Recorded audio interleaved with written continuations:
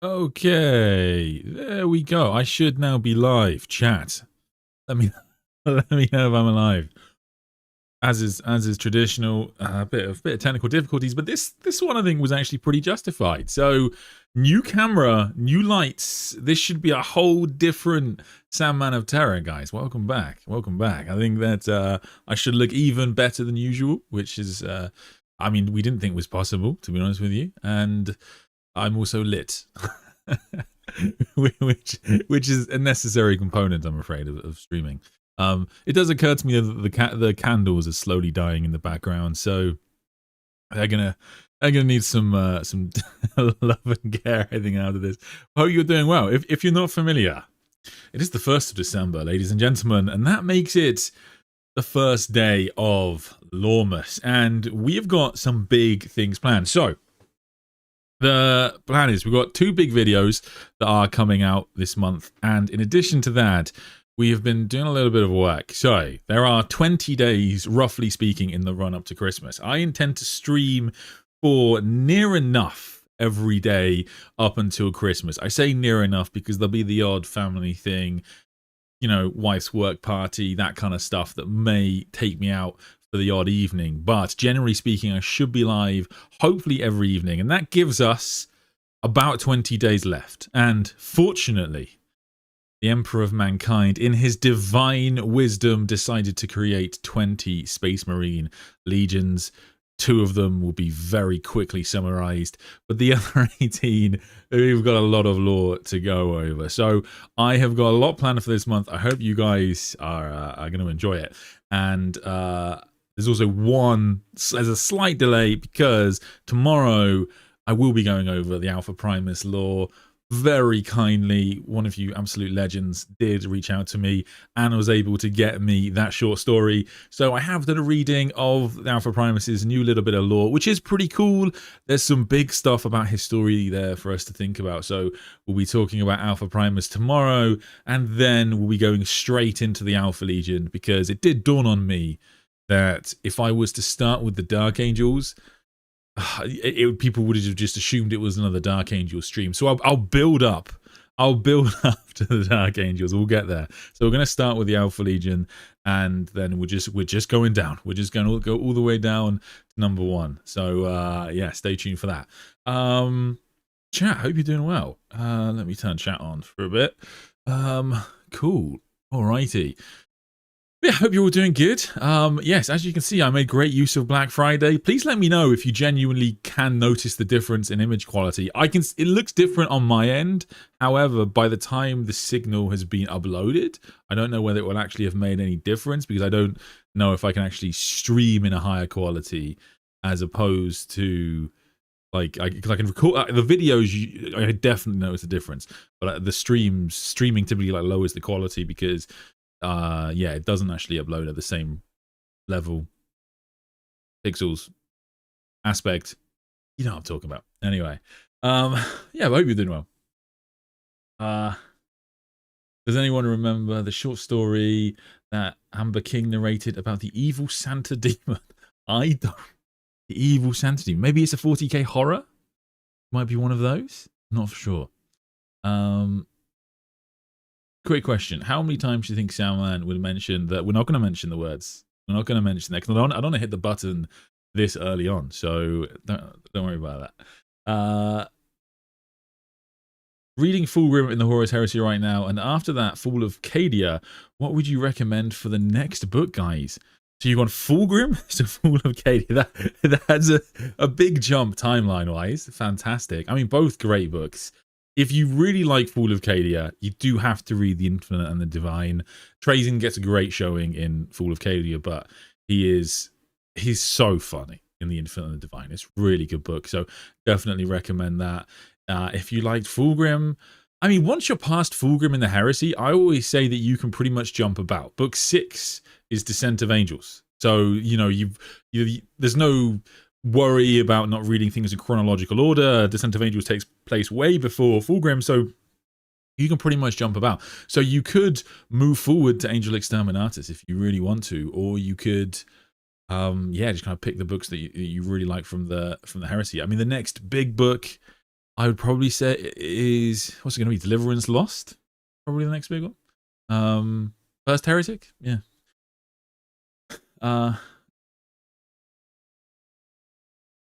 Mechanicum by Graham McNeil is a suggestion. Mechanicum is a great book. I'll have to talk about that at some point. Because hey, we're still, I mean, at the moment the big 40k storyline is that Mars is going to rebel, but I mean, if Mars blows up, that kind of solves that problem, doesn't it? So we're fine. That's all Gilliman has to do, is just, yeah, allow Mars to blow itself up, and then he's solved that problem. That would actually be such a good like development for 40k if they just destroyed the planet of Mars. You know, Void Dragon, massive Void Dragon shard just bursts out of it. If you, sorry, to clarify, at the end of the book Mechanicum, they basically say that in 10,000 years, the guardian of the Void Dragon will have died, which takes us to 40k, and then the Void Dragon has no guardian, so presumably the Void Dragon shard will wake up and wreak havoc on the planet and burst out of there, and it will be all catastrophe. So that would, yeah, be catastrophic for 40k, but it would be a great storyline, wouldn't it? It'd be really good.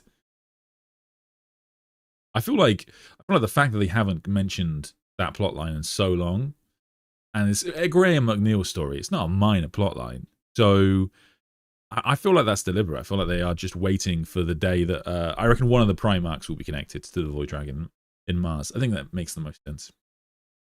What's a good Conrad Kurz book?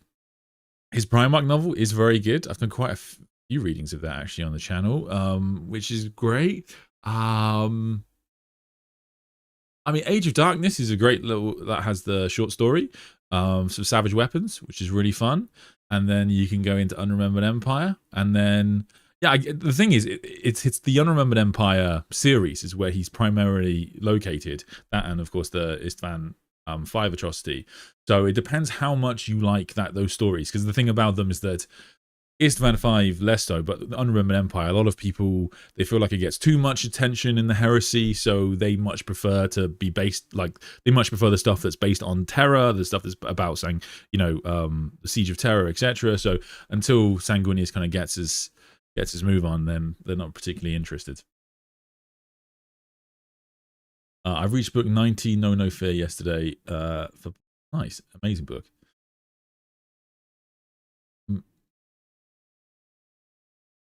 Finished the End in the Death series. Do you know the name of the book?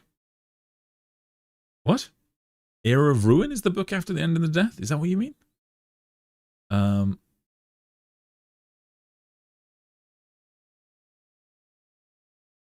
Yes, Jabba, good point, like and subscribe. I think we can all agree Vulcan would be the best Santa and Kurz would be Krampus. Yes, Vulcan would be the most likely person, I think, to cosplay Santa of the Emperor's Sons. And yeah, he would be pretty nice, wouldn't he, about it, I think, really. Anyone remembers when Sanguinius came with the full containers of gems like Santa? Theirs were the Legend Gorgon title have started. Yes, it's the 5th book of the Heresy. I don't know what that means.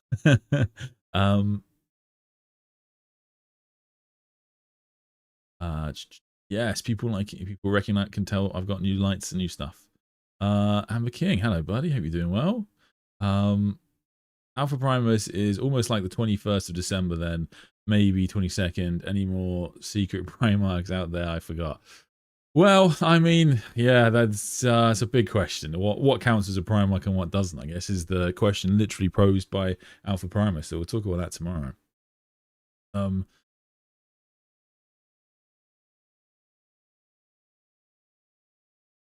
rumors from Valrak are that 10th edition is going to end soon with 500 worlds.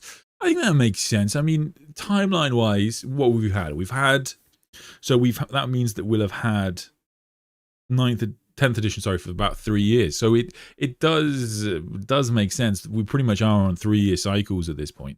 So I think it's relatively likely that will be the end of the 10th edition as we know it. And then, yeah, 11th edition. I don't know how I feel about that. 10th edition hasn't been that bad, but it's probably it received a lot of bad press because they've really lent into this kind of streamlining of the game systems, and that's just always going to be controversial. Off topic, but is it just me that thinks that Hyperion in the Emperor's Gift gets very little to no recognition for shattering Angron's blade? He gets a nickname, but that's about it. I mean, I get where you're coming from. The most obvious answer to that is that Hyperion is still around, but they are saving him for something big. And exactly what they're saving him for is probably quite obvious if you think about who Hyperion is. That's all I'll say. We need a Zarek versus Chaos Primarch showdown, preferably Perturabo. Yes, that would be good. Yeah, I think, to be honest, any kind of Necrons versus Chaos Space Marines, I think, would also be really interesting. Like, I don't know if you guys saw that Warhammer Plus TV show. What's it called? Bolters and something. But anyway, they did one of these TV shows where they cover these Black Legion, Chosen of Abaddon, who were literally captured by Trazyn. And it's kind of fascinating that even Chaos Space Marine Terminators, who are some of just the most powerful soldiers of Chaos, can just be captured by Necron Lord pretty easily.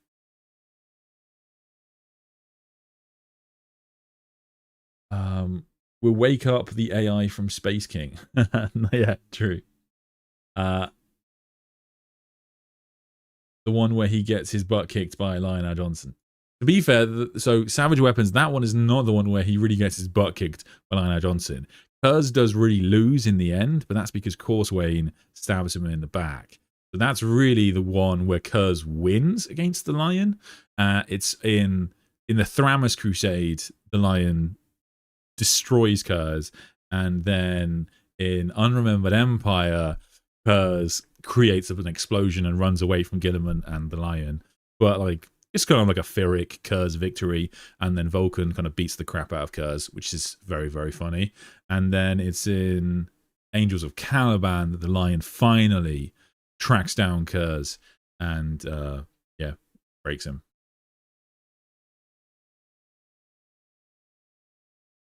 Hey Sandy and everyone, please warn if any spoilers for Archmagos on this stream. I'm halfway through it and really loving it. Not in this stream. I mean, I'm sure if people ask, I'll try to give a spoiler warning before I answer. But yes, no, I'll try not to. He did not come with the gems. He gifted many to Emperor and Fulgrim, loved it, and Ferrus was grumpy and got the nickname they called him. Oh, I see what you're saying. Gotcha. Hey Sam, a bit of an odd one, but during Mortarian's fight with Guilliman, Big G remembers what the Emperor said to him in the throne room. Do you think Mortarion heard this or heard his own message? I think he does. Mortarion does just watch it, doesn't he? He does just watch the whole memory kind of unfold as they're drifting through. So yeah, I'm pretty certain Mortarion saw everything. Hammer and Bolter, that's the one. We're going to get the last book in the Beckwind series. Going to get the last book in the Beck reference to. You mean Hyperion in Pandemonium, King in Yellow? Yes, that's first King in Yellow stream. Oh wow, that zoomed into my face for some reason. But yes, that is definitely when we'll see Beckwind for when we'll see Hyperion again, if we see him. And I think it makes a lot of sense because realistically, well, the Beckwind series pulls in like most of the characters from Eisenhorn and Ravener into one final series to kind of bring it all together. And you even have to decide, because a lot of these characters knew Eisenhorn and knew Ravener, and so they have to decide who are they going to stand with. Are they going to stand with Eisenhorn, and they're going to stand, or they're going to stand with Ravener? Because that's half the series, is Eisenhorn and Ravener having their civil war. And I think that given the level of scale in the Beckwind series towards the end, and the great battle that we see at the end of the story, then I think that the Grey Knights have got to get involved at some point. Anyway, so where were we? As today is the very first day of the Christmas period of Christmas, I thought we would talk about is there Christmas in Warhammer 40k? And it's kind of a complicated question, because the answer is sort of yes, of course, but religion is technically outlawed by the Emperor of Mankind, so it's very odd that you would have a Christmas celebrating him. But technically, there's an easy way around that, which is that for Sanguinala, the Emperor isn't really the one being venerated. It is, of course, Sanguinius who is remembered. There is also a Feast of the Emperor's Ascendance, which is mentioned in like the Caiaphas Cain series. It's mentioned in the Old Inquisitor books. But seemingly these are similar ideas, and in the later novels, so the Vaults of Terror series in Carrion Throne, they talk about Sanguinala and the Feast of Sanguinala as the biggest and central faith-based festival of the Imperium of Man. And so it's not entirely clear to me that these haven't been pushed together into one thing. But typically, when I think about Warhammer 40k Christmas, I'm thinking about Sanguinala. Also, Sanguinala and the Feast of the Emperor's Ascendancy would be both thinking about the same day, because, of course, Horus Lupercal trapped the entire Sol system in a single day when he both killed Sanguinius and when the Emperor ascended onto the Golden Throne. So we're talking about the same day here. So I'm not entirely sure in Warhammer 40k lore whether it's been differentiated, that these are two different festivals, but more modern 40k lore talks more about Sanguinala. So that's what we're going to go with for this stream. And like I said, it's in the Carrion Throne series, particularly in the first book, where Sanguinala is ongoing, and it's catastrophic. It is like the biggest festival you can ever imagine, but with a lot more 40k, a lot more death, a lot more crowd crushes. It's just absolutely brutal. So on the day of Sanguinala, for this period, there is a massive number of people who travel to Terra because they want to get as close as possible to the Emperor of Mankind, and this is kind of like a big pilgrimage that loads and loads of people make. So the numbers across Terra swell to massive proportions, and they're literally described as being arrayed like cattle in the book. It's a pretty brutal story. Where were we? Yes. So the festival in the Carrion Throne series is a 4-day festival, and everybody is involved in this. The Ministorum go all out. There's voxes all over the planet just blaring out messages to worship the Emperor of Mankind, really just driving home about the sacrifice that Sanguinius and the Emperor made for all of them. And it's important to remember that by the time we get to Warhammer 40k, Sanguinius isn't just a Primarch. Like, they do use the word Primarch, but they talk about Primarchs in the context of the Space Marines are angels. The Primarchs are like the dads of the angels. And the story that we're told in Vaults of Terra is that the Imperium citizenry generally believe something along the lines of 10,000 years ago, the Emperor of Mankind tried to unify all the lost worlds of humanity, and to combat him, the devil sent against him 9 devils to fight against the Emperor. And so to fight against the Emperor, to fight back against the devil, the Emperor summoned 9 Primarchs. And these Primarchs fought against the devils, and now they sleep, lest the horrors ever return to threaten mankind. And Sanguinius died in the process. So they're really not talked about just as like leaders of men, and of course the genetically modified superhuman genius demigods that we know them to be. They are literal demigods of the setting. So there's a reverence there that is very kind of parallel to what we see in kind of Saturnalia, which is where Christmas is originally based from, or there are aspects of Christmas, I believe it said, that are copied from Saturnalia, which was originally a pagan festival. And the thing about Warhammer 40k lore, and especially when it comes to Sanguinius, is they really don't kind of hold back on the Jesus symmetry when they talk about Sanguinius and Sanguinius's lore.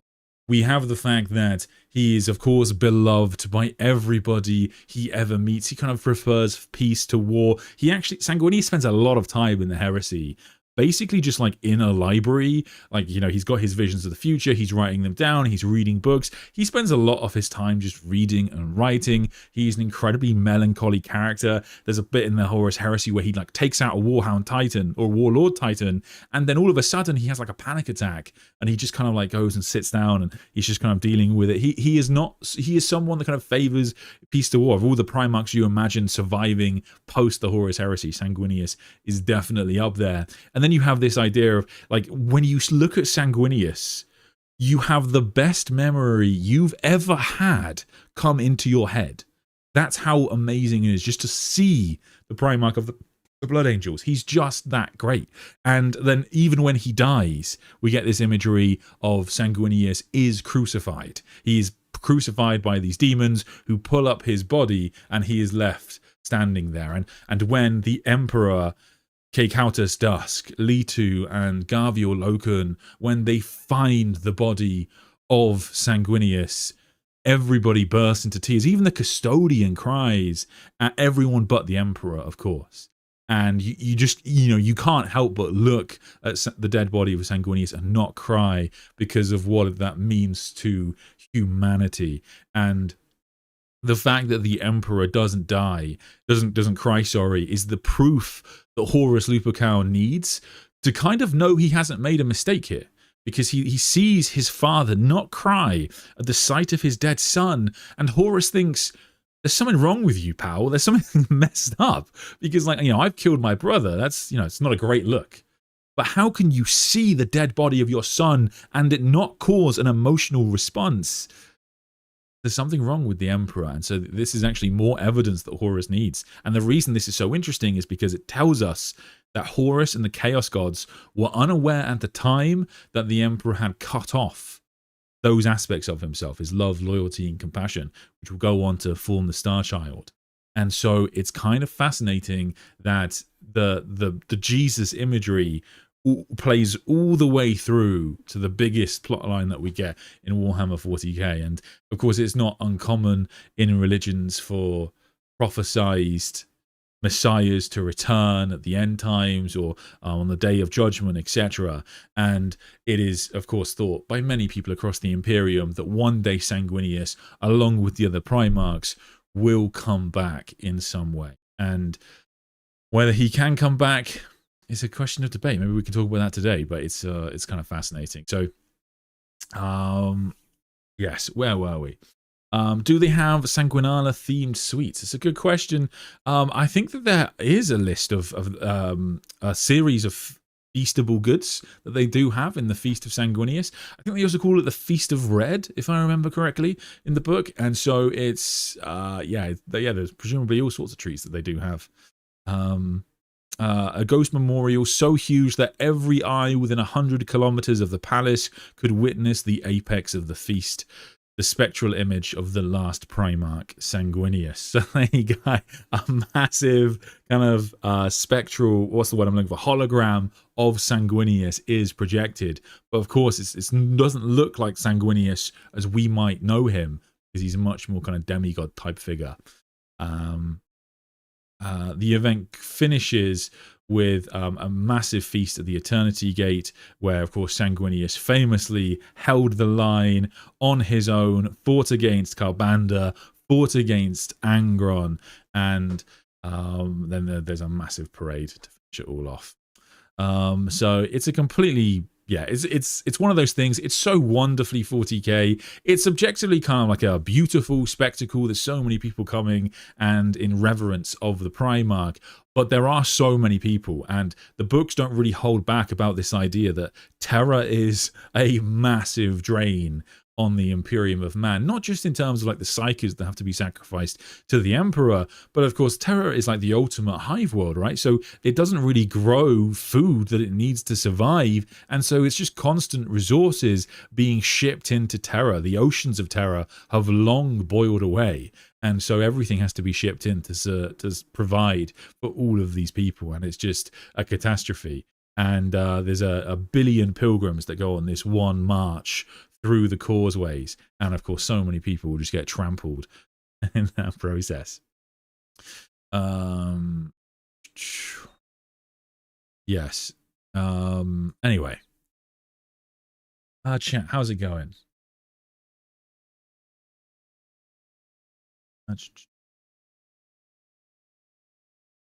That's my bet too. Zael still has the living memories of Gideon, with Anika even telling him about his past.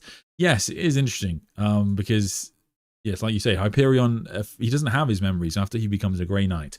And we only know it's him because of, flashbacks. And of course, he has the same kind of abilities that he has as a child. He's kind of a unique psyker. And so the fact that he's going to, he might get his memories back is going to be a pretty cool little story there. I think that's actually just a great Grey Knight story in and of itself. Just the idea of one of the Grey Knights getting their memories back, finding out who they once were, maybe discovering the source of their psychic powers and what their parentage is. Be pretty badass. It would be sweet for both Mortarion and the Death Guard to be witness to others' dreams and visions. Mortarion and the Death Guard travel well through the warp, either as Nurgle or Grey Knight. Interesting. Travels well through the warp, either is. I think I see what you're saying. Yes, you're saying as they travel through the warp, they can kind of see others' visions. I don't know if that's the best fitting for Mortarion, though, or perhaps maybe like the Thousand Suns, or just any followers of Zeech. I feel like that fits a little bit better.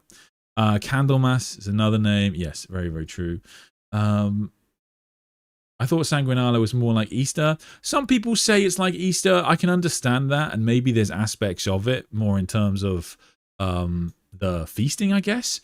But the truth is that, for me, I think it's because Sanguinala sounds like Saturnalia, and Saturnalia is parts of Saturnalia were kind of absorbed by European Christmas traditions. So I think that's what the writers were going for.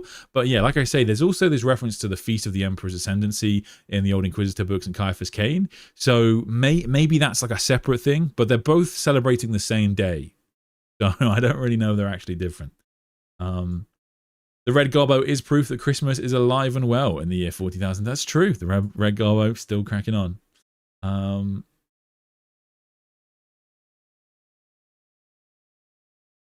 Did you read the Darkness Eternal omnibus that came out? I haven't.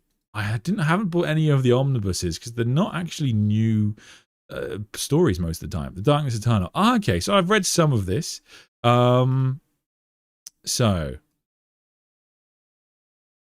yes, I've read some of these. I read 1 Million Years. I've read Own Worst Enemy. Yeah, interesting. Yeah, is it good? They came out specifically the Stealing Orpheon story with the Minotaurs referenced. Ooh, is that the Death Watch story referencing Minotaurs? Because I know there are very few Minotaurs references in the books. Let's have a look. A former ganger visits her planet and engages old contacts to carry out a daring heist and retrieve precious information. Interesting. No, I don't think I've read this. Is it good? If it's good, I'll check it out. Well, I'll probably check it out. Hello, Sandman. Quick hot take. Christmas should start on the 27th of November because that is the earliest date. The first Sunday of Advent may fall. Fair enough. I didn't know that. Good to know. It links to the Vaults of Terror. Oh, cool. Is it also Chris Wright?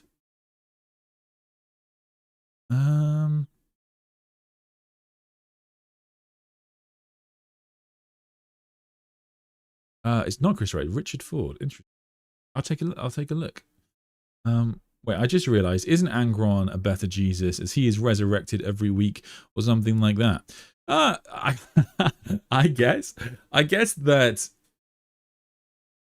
this there's not really a resurrection aspect to Sanguinius outside of a hopeful or prophesized return of the Primarch in the future, but Angron, quite hilariously, Angron hates the idea that he is referred to as the Red Angel in the stories. He, of course, is called it even before he becomes a Demon Prince, and he hates that idea because he hates most of the other Primarchs, to be honest with you, but he especially hates Sanguinius because Sanguinius believes in the Emperor's dream and is never going to turn against him, and he's everything Angron wishes he was. So it's pretty brutal taunting, really. Could there be one day after another mirroring Christmas Day and Boxing Day? Maybe, but Sanguinalia is 4 days, I think, in the Carrion Throne book. Wait, I just realized, isn't Angron better? Oh no, sorry. I just got stuck at work. Traffic is absolutely inhuman. Thank you, Sandman of Terra. Really appreciate our time difference today. Lol, Baltimore to England. Good. I mean, I'm constantly planning around American times. I basically, for this month, I'll basically adjust like working nights is how I'll do it, because I will finish streaming because I don't want to wake up too early in the day to stream at what for me is going to be 9 p.m. at night. So I want to wake up kind of like midday, because or else if I wake up like 9 a.m., I'll be so tired by the time I get to streaming, and that's just too much Primarch lore to give in a stream. But I thought I'd choose something relatively chill for us to start off with. With the latest stuff on 500 Worlds, Space Marine 2, Secret Level, and of course Titus smack in the middle, is this a multi-pronged strategy for what's coming with Amazon Cavill? Any new news? So I don't have any new news. Like I mentioned this before on the channel. So when Valrak did his video a while ago talking about how he'd heard it was going to be set in 30k, like I never get rumors or anything, but I happened to have like one friend who told me, he was like, I have a friend who's working for Amazon, and he has told me it's going to be set in 30k. And this is a very random connection. Like this is just someone it is someone through Warhammer, but yeah, it's not someone that's ever fed me information. You know, you guys watch this channel. I don't really do rumors, but I did hear that rumor even before Valrak. So I'm not, I didn't make a video on it or anything because I don't know if it's true, but it seems to Valrak's backed it up. So I'm quietly hopeful that that is true and confident that's true, because one of the things about Warhammer 40k that we've spoken about on the channel before is that 40k, we used to say it's a setting, not a story. Now it's very much a story. And for the story to move on, we don't want to be stuck in one time, because Games Workshop don't want to release new lore that might confuse the people that watch the TV show. And so setting the TV show in 30k avoids that problem. And I'm quietly confident that the Amazon TV show will be set in 30k. I definitely don't know that for sure, but yeah, from the one rumor that I've heard, I'm going all in on it, and I think that would be pretty epic. So yeah, in terms of like Secret Level, they definitely, of course, are making Titus one of the big faces of Warhammer 40k. I get it. You know, I like Titus. I have nothing against him as a character. In fact, no, I do just genuinely like Titus. He's a really good character. I was very sad to see Chiron die, as I spoke about before. I hilariously had, in a members live stream about a week before, I had very confidently said that I thought Chiron was going to get his own TV show, and that was hilariously wrong. So there you go. That's why. that is exactly why I don't do rumor videos, because thankfully I only embarrassed myself in front of the members. But if I'd made that a public video, that would have been pretty bad. But maybe I'll tell Chiron's story and tell Amazon what the mistake that they made. But there we go.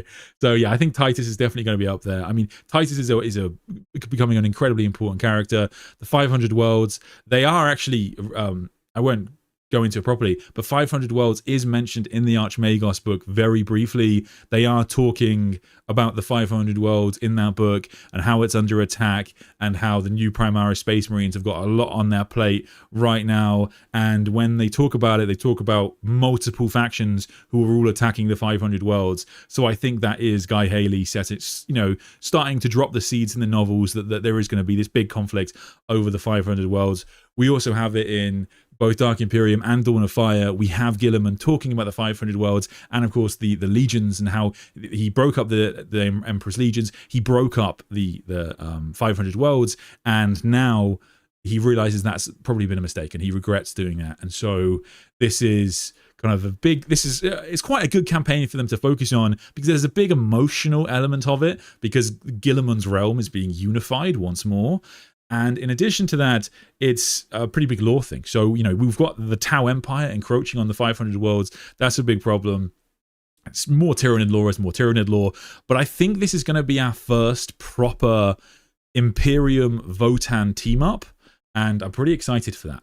Pretty excited for that one. I think that'll be really cool. It's inevitable. It's going to happen. The Votan have been dropped into a few books that we've talked about on the channel, and I really want to see them do a big Imperium Votan team up, because everybody likes humans and dwarves, so it'll be epic, right?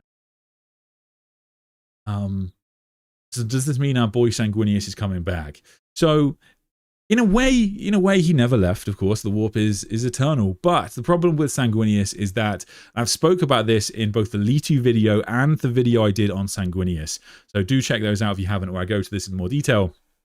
So when Sanguinius dies, he doesn't just die. He seems to suffer a fate worse than death. And we know this because when Litu goes to the body of Sanguinius, because the body is being torn apart by demons because they all want to grab a piece of this Primarch, and Litu looks at the Emperor and Horus fighting, and this is just a fight between two gods. So he goes, I mean, I can't really help the Emperor in any meaningful capacity here, so I'll just go and protect the body of Sanguinius, which is a pretty sweet moment because it's basically the body of his brother, so to speak, is at least the son of his mother's son. So, brother, by all accounts. And so he goes and defends the body. And when he gets to the body, Dan Abnett uses this wording about how Sanguinius doesn't just seem dead. It's something else has happened to him. And that makes sense, because if we look at in another story, the Darkness in the Blood book, we see this plot line where Dante and Mephiston are talking about the body of the soul of Sanguinius and what's happened. Of course, in that story, Mephiston will go on to meet an avatar of Sanguinius in the warp called the Bloody Angel, and he will have the Dark Angel, this part of Sanguinius' soul that sort of represents the Black Rage, implanted within him, gaining his third soul, as it were, and Mephiston will henceforth be called the Thricefold Soul. So he's got the Black Rage part of him within the soul, within him, and then the Sanguinor is supposedly another major part of Sanguinius' soul, which represents kind of the nobility of the Blood Angels, and it grows in power for every kind of noble act that the Blood Angels perform. And of course the Black Rage grows in power as the Black Rage takes over the Blood Angels. And it is said that the Black Angel will win. That is settled. The Blood Angels will one day be entirely destroyed, but the more noble deeds the Blood Angels do, the longer they will live, the further they will push off this inevitable death of their chapter. So it seems pretty likely to me that what happened was Horus was a being of such magnitude and power that when Horus killed Sanguinius, he literally cracked his soul, and Sanguinius' soul was split. And so you have there's a few little remnants of it, things like we see like the Bloody Angel, perhaps even things like the part of Sanguinius that we see in the Black Legion series that is like a little ghost of Sanguinius on the Vengeful Spirit. And then but you have two major parts of Sanguinius' soul. So you have the Black Angel and you have the Golden Angel, and they will eternally do battle until the end of the Imperium. So Sanguinius returning seems incredibly unlikely, because you'd have to unite those two parts of Sanguinius' soul, and I'll be honest, it's also unlikely narratively because the story is already there. Mephiston will one day be overcome by the soul of the Black Angel, and we actually see a vision of him when this happens in the story, and he'll Mephiston will turn into a big devil type creature, and he'll just start killing everybody. And Dante actually swears that if this does ever happen, Dante will put down Mephiston like the dog that he is. He doesn't say that, but he will put down Mephiston, because or else a lot of people will die. Whether Dante can kill Mephiston, I doubt it, but good luck to the man. That's what I'll say. He's got a new body. He's got new armor. He'll be fine. He'll be fine. The death of Sanguinius is so horrible and dehumanizing. The angel being beaten down like a sick dog. Yeah, I get you. It's brutal, but I don't hate it, really. I think in hindsight, I don't mind it too much, because it does serve a purpose, right? We've spoken about it a lot on the channel before.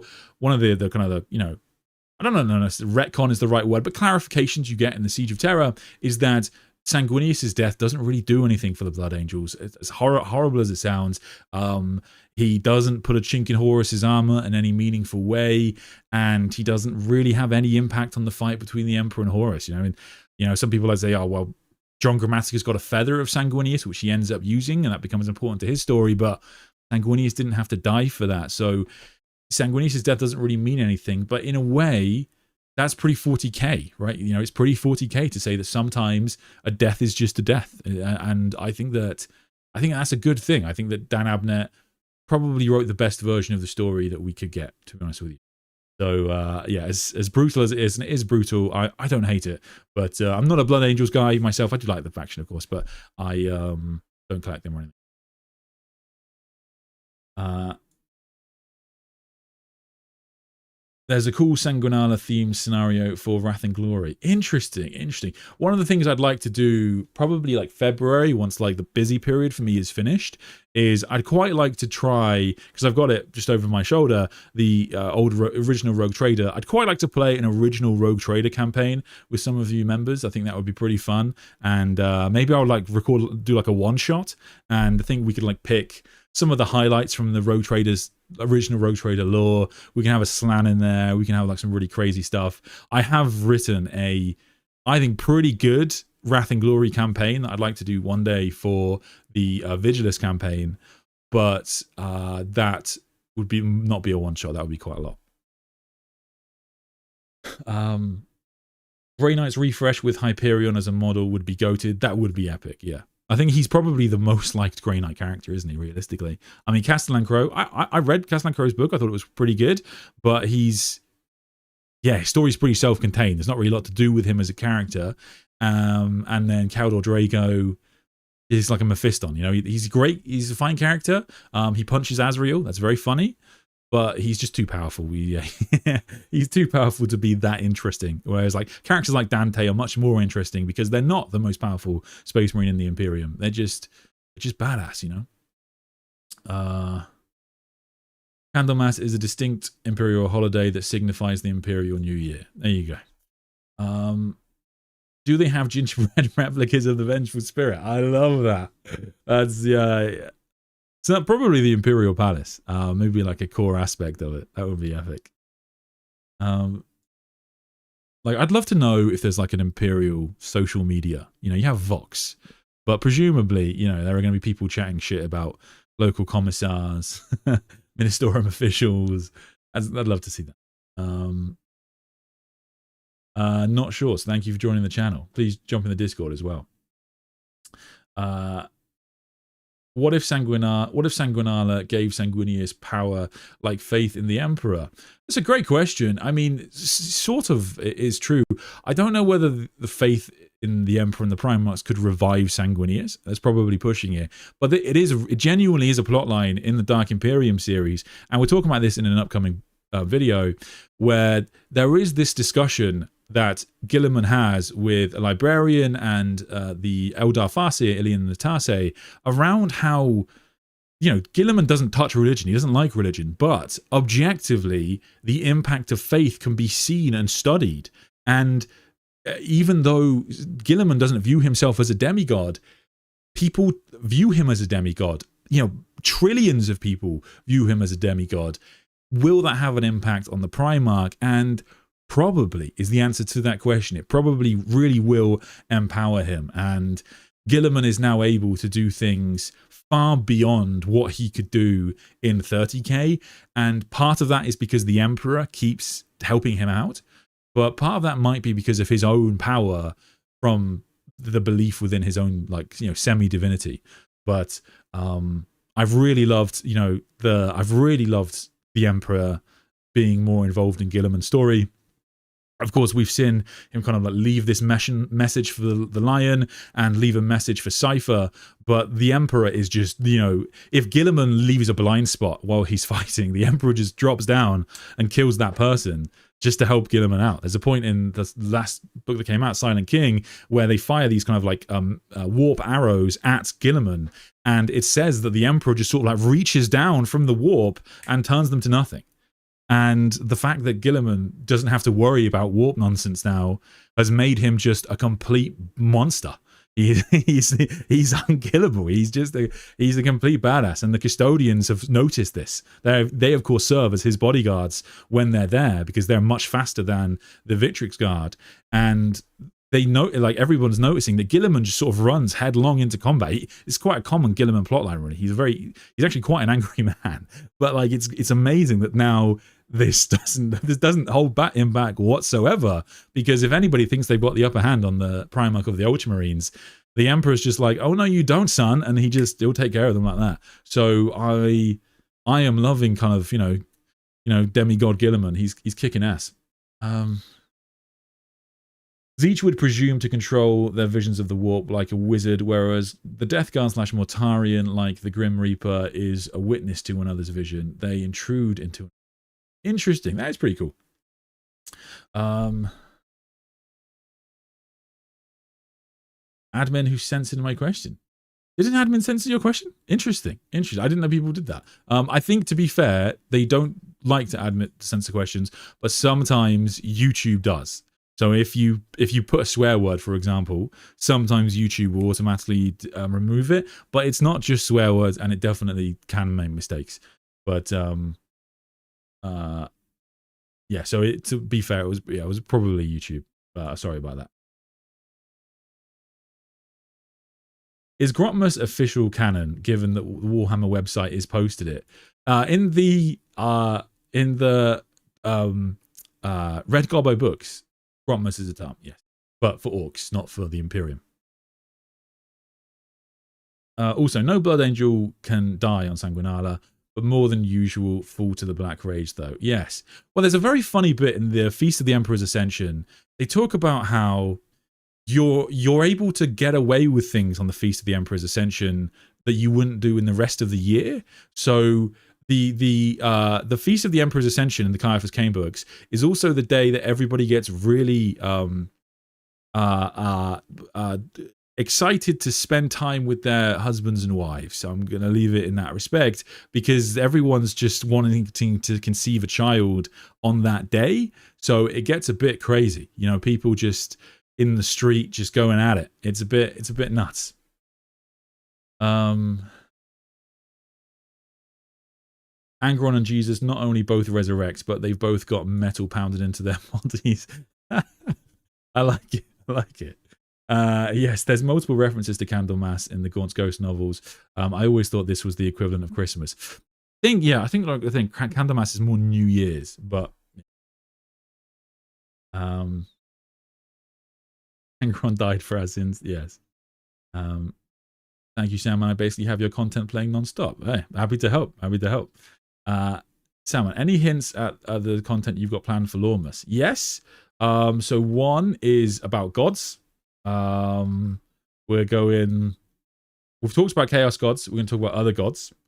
And the other is the Carrion Lord of the Imperium, and specifically why I've taken a lot of like I've tried something a little bit different.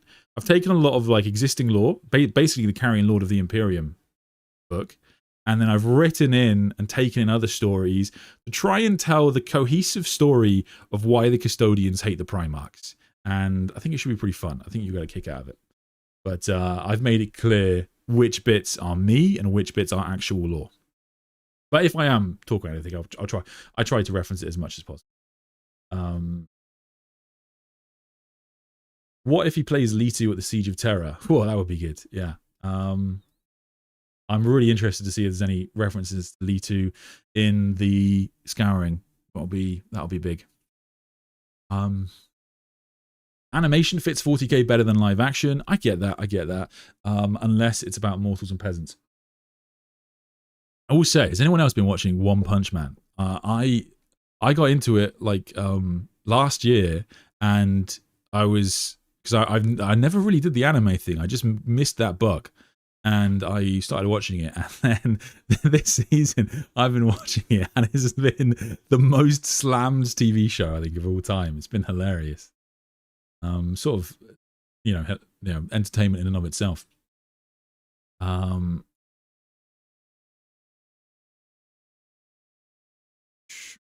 Cavill should play Ravener.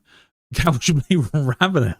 What, are you just gonna put that would be so funny if they just put Henry Cavill in a chair and then they fog the glass and you never see him. That would be amazing. Also, I do wonder, okay, I don't, I don't like, I don't like to do like controversial things on the channel. I'm not a controversial person, but one thing about Ravener that we don't really talk about very often, that is quite it is funny, but I don't know if they'll get away with it in England in this day and age. They call Ravener the Chair in the book. They just call him the Chair, and I wonder if they'll do that in the TV show, because somehow I imagine execs at Amazon won't be big fans of that idea. But hey, I mean, I can't speak for any community, so we'll see. I wonder if Big G will change the Codex Astartes. I mean, yeah, he basically has updated it since he came back. We got a team up in the Dawn of Fire books between the Votan and the Imperium. I mean, that's true, but I would like more a prolonged one. I like a proper prolonged team up. The interesting thing about that team up, actually, that you mentioned there, Will, is that the Votan at the end of that book strip a Blackstone Fortress for parts. That's their mother lode that they talk about in the book. But the Imperium now needs more Blackstone, so I wonder if they'll just buy it back from them. If Sanguinius were to return, would it affect Dante, Asterath, and Mephiston? Or change everything? Yeah. The lighting in the background is just perfection. Yes, just be careful with those candles. Thank you. Yes, I'm glad it looks good. But yes, it's like this light does much more lighting like me, I've noticed, and not the background, which I think is what you want. I've been looking online. You're supposed to have 3 lights. I've only got the 1, but you're supposed to have 3. However, I've got like the candles and stuff, so maybe that counts. But yeah, supposedly you're supposed to have another one on your back lighting you up. And I tried doing that, and it just sort of made everything weird. So I don't know. We'll have a look. If any of you know anything about lighting, message me. On a long enough timeline, all the Primarchs will be back. I mean, I think so. When we get to the end times, we'll find out everything. Who were the Rangda? What happened to the 2nd and 11th? What's the deal with Malcador? It'll be fine. Enough of all the big chapters and legions. Do you think the Crimson Fists will make a big comeback in 11th edition? They definitely will do at some point. I would say they're a sooner rather than later chapter, because of course they are, they are classic 40k. They're on the Rogue Trader novel, and everybody loves Kotiaz.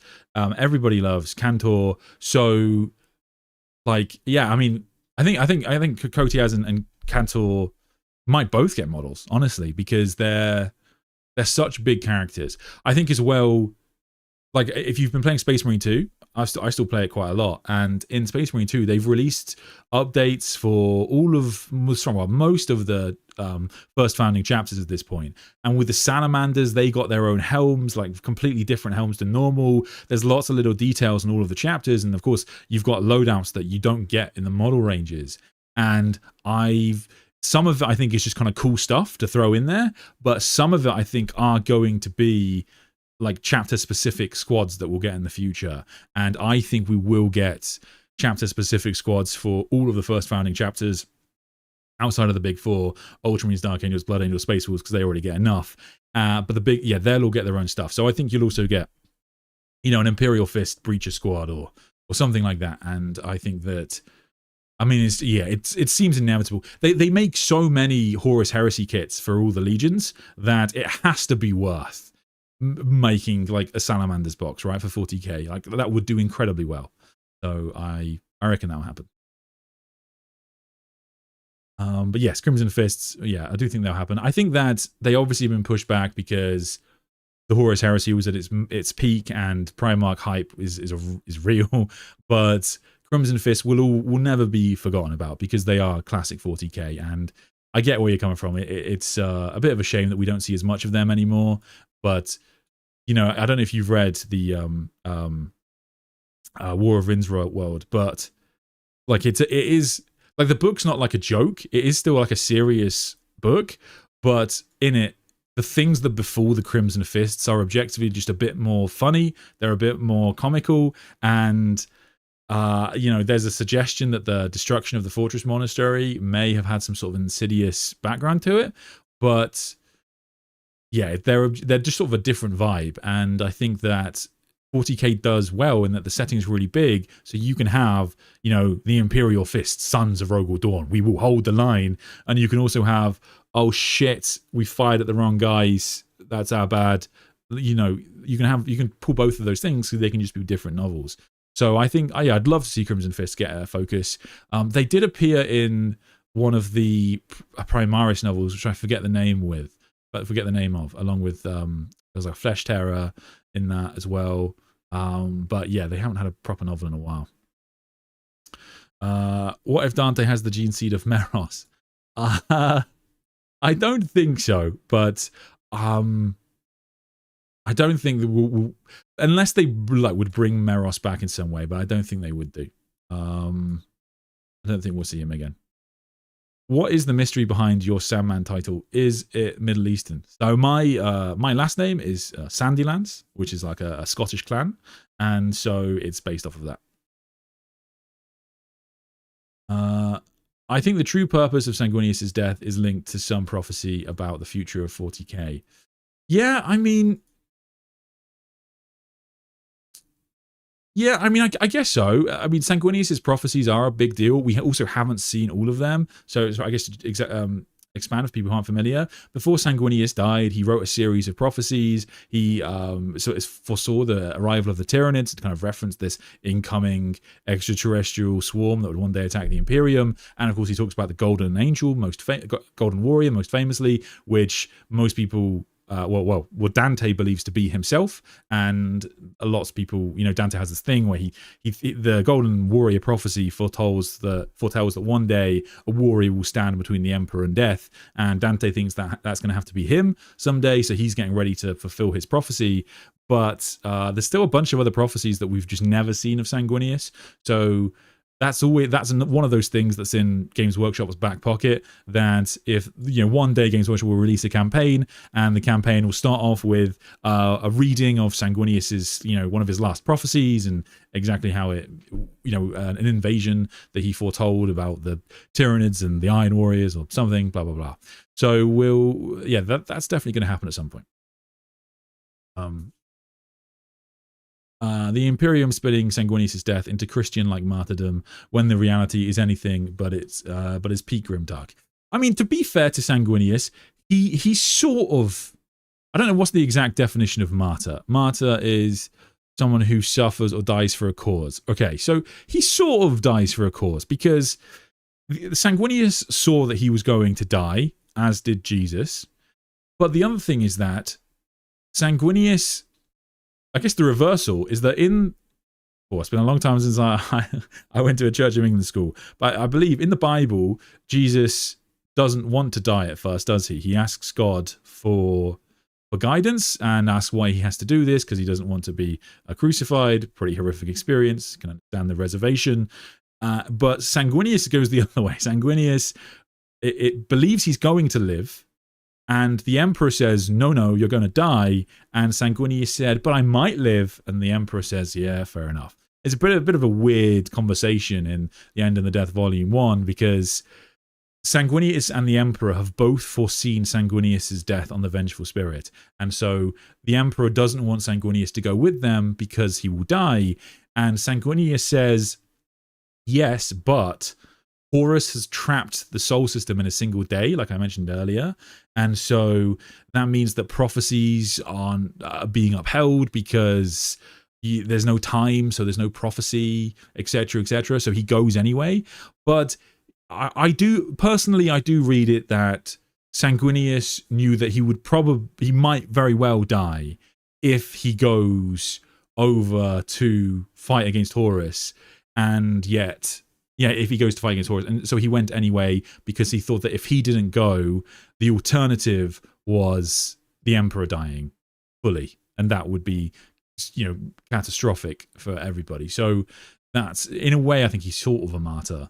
I think quite there's a bit in The End of the Death Volume 2, which I've spoken about before, where Sanguinius and Ferrus Manus have this conversation, and it's the ghost of Ferrus Manus, of course, which allegedly Horus summoned just to kind of torment Sanguinius, show him a dead brother. And all of the dead Primarchs come to witness this conversation, even the remnants of the traitor Primarchs that are still alive. And because when the demon Primarchs ascend, they kind of cut off bits of their soul, and so those parts of the Primarch souls come to witness this union. And when you read that passage, you sort of forget that Sanguinius is going to die, because Ferrus Manus really sort of gives him advice of like, you can do this, you can win this, and when you win this, you know, to take my skull back, give it to my sons. And you forget that actually Sanguinius is going to lose, because it's a pretty good little like hype moment at the end before the fight, and then Sanguinius is basically toyed with by Horus for a little while, and then is beaten to death like a dog. And it's pretty brutal. Sanguinius' death means everything. Okay, buddy. If he did not become our martyr, then we wouldn't be the legion we are today, beautiful and angry. Yeah, okay. I mean, hey, if you have to believe that as a Blood Angels fan, that's fair enough, man. That's fair enough. I respect it. Is it me, or did they heavily downplay Horus burning out his soul? They should have linked Sanguinius' death to Horus burning up faster. Maybe. I mean, they could have done something like, because they're in this place where Horus is able to summon souls from the grave, I think what they could have done is maybe have the Emperor summon the soul of Ferrus Manus and Sanguinius to fight against Horus in those final moments. And I thought that's what they would do. It kind of happens in a way. I've done a reading of this on the channel before, if you're interested, where there is this part in the battle where the Emperor fights against Horus, of course, you know, many different realms and many different ways. And some of the times he will channel each of his sons individually. And this is sort of a taunt of Horus against Horus, or at least that's how Horus takes it in the book, because, you know, the Emperor will take on Sanguinius' fighting style, and then he'll build a fortress in the style of Rogel Dawn, and then he'll plan everything like Guilliman, and then he will stalk him like the lion, and he'll do all of these things. And in response to these, of course, Horus takes on the forms of the traitor Primarchs, and he, you know, will batter down the Horus in the style of Perturabo, and he'll fight back against the lion in the style of Curse, and all this kind of thing. And it's pretty cool. And then Horus realizes that actually this is sort of he kind of takes it as like a taunt, because what he thinks is that I want to kill my father, I want to beat the Emperor, but I want to beat him as me. I don't want to beat him as any of my brothers. And so we get this really interesting kind of, we do get this little moment where it's sort of like all the Primarchs join the Emperor in the final fight, but then Horus just kind of dismisses them all and says, you know, no, this is between you and me, kind of thing. And so it's an interesting one. Where was I? Yes. Do you think that the route that the 40k storyline is currently going in, would it be too much to presume that there would be an instance where loyalist Primarchs would undergo some sort of warp ascension?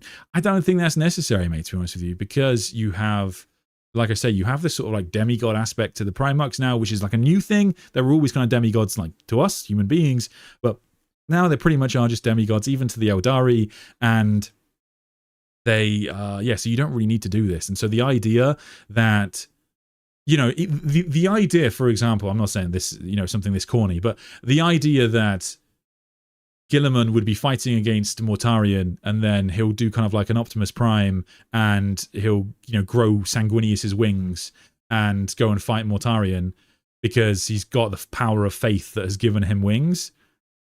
Like you could do something like that. Like I don't think that would be too far gone. And I'm really excited that the writers have really not leaned away from this idea of the Emperor awakening. They've really leaned into it, and I think it's cool, right? It doesn't mean that the Imperium can't be beaten, but it does give the Imperium a genuine fighting chance against a lot of the enemies, which is pretty cool. Salmon, what's your take on all these weird Ultramarines teasers GW keeps throwing at us recently? Oh, you mean these like protest things? Yeah, I mean, I'll be honest, it was a bit cringe.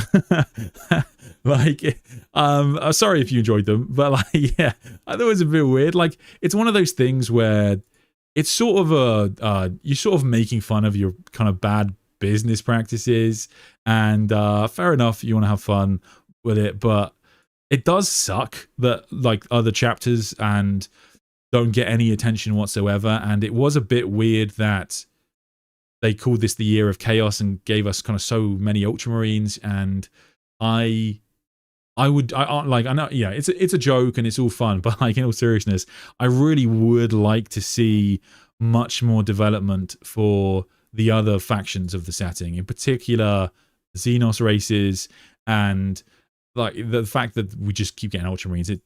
It's just kind of getting old. On the bright side, I will say most of what the Ultramarines have had are either Space Marine 2 stuff or re-sculpts for Primaris versions of old Ultramarine sculpts. And so in that respect, it's sort of just updating the Ultramarines range, which is now, completely done. Outside of like Tyranid War Vets, there's really nothing left for them to give. And what was that Ultramarines tank character called? I forget his name. Yeah. Anyway, they've got to do.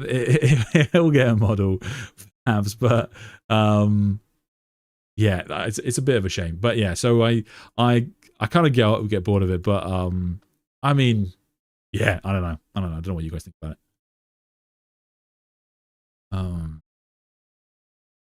The Emperor spoke to Titus as well. He did. I mean, that's the thing about Titus is, Titus is in a very, very elite group now of, I might do an entire stream on this at some point, but Titus is in such an elite group, that there are three Space Marines who the Emperor helps in Warhammer 40k and intervenes with. We have Cypher, the Lord of the Fallen.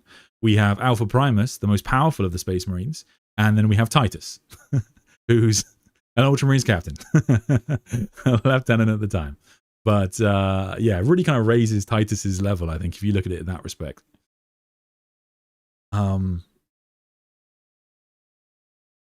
Surely the Lion and Gilliman will meet up in the 500 Worlds fight.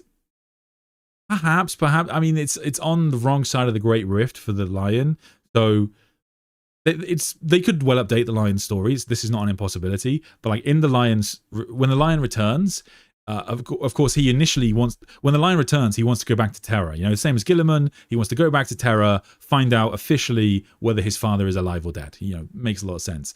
However, then after everything he goes through in that book, finds out what happened to Caliban, faces all of his brothers in this demon form, regains these, gains these weapons, gets this message from the Fisher King. He ends up coming to the conclusion that actually he wants to serve humanity and serve himself. To serve the Imperium. And so he doesn't go back to Terra, of course, hasn't done that. And officially that's the Lion story now. He's protecting worlds in Imperium Nihilus. He is the Knight of Nihilus. That's his title in 40k nowadays. And so that's what he's doing. Yeah, he's just he's just protecting as many worlds as possible. So can the Emps overcome this Dark King stuff, or will it be a case of this split, him being the Dark King along with the Star Child doing the material stuff? I feel like this is the problem I think with YouTube is I think most YouTubers don't really read the books, and saying the idea that the Emperor is going to become the Dark King doesn't really make sense in the books. It doesn't that he would be the Dark King today. For the Emperor to become the Dark King, the first thing is he'd have to become encased in an obsidian sphere, which we know he hasn't been. So there's that's a key part of the prophecy that hasn't been fulfilled.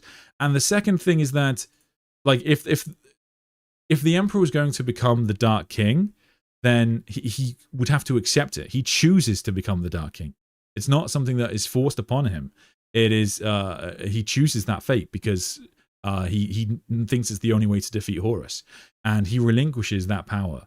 So the idea that the Emperor is going to become forced to become the Dark King, it just doesn't really work for me in the novels at all, from what we have. But of course, I think a lot of people kind of, will read the story on the wiki, read the story on the Reddit, and they go, oh, the Emperor nearly became the Dark King.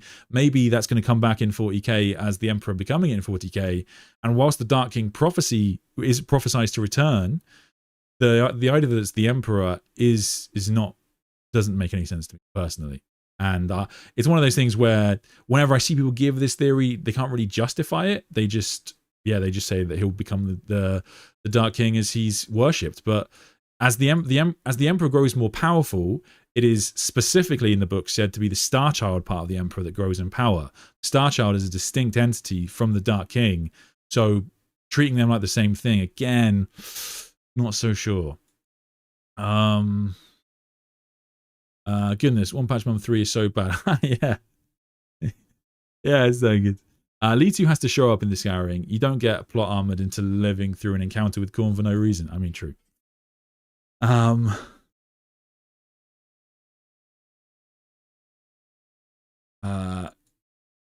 He needs to play Valdor. I think it would be great if he played Valdor. I think he would do a great job with that. And yeah, I think that's what, you know, I think the fans would get a real kick out of that. It's almost a certainty that that's who he would want to play.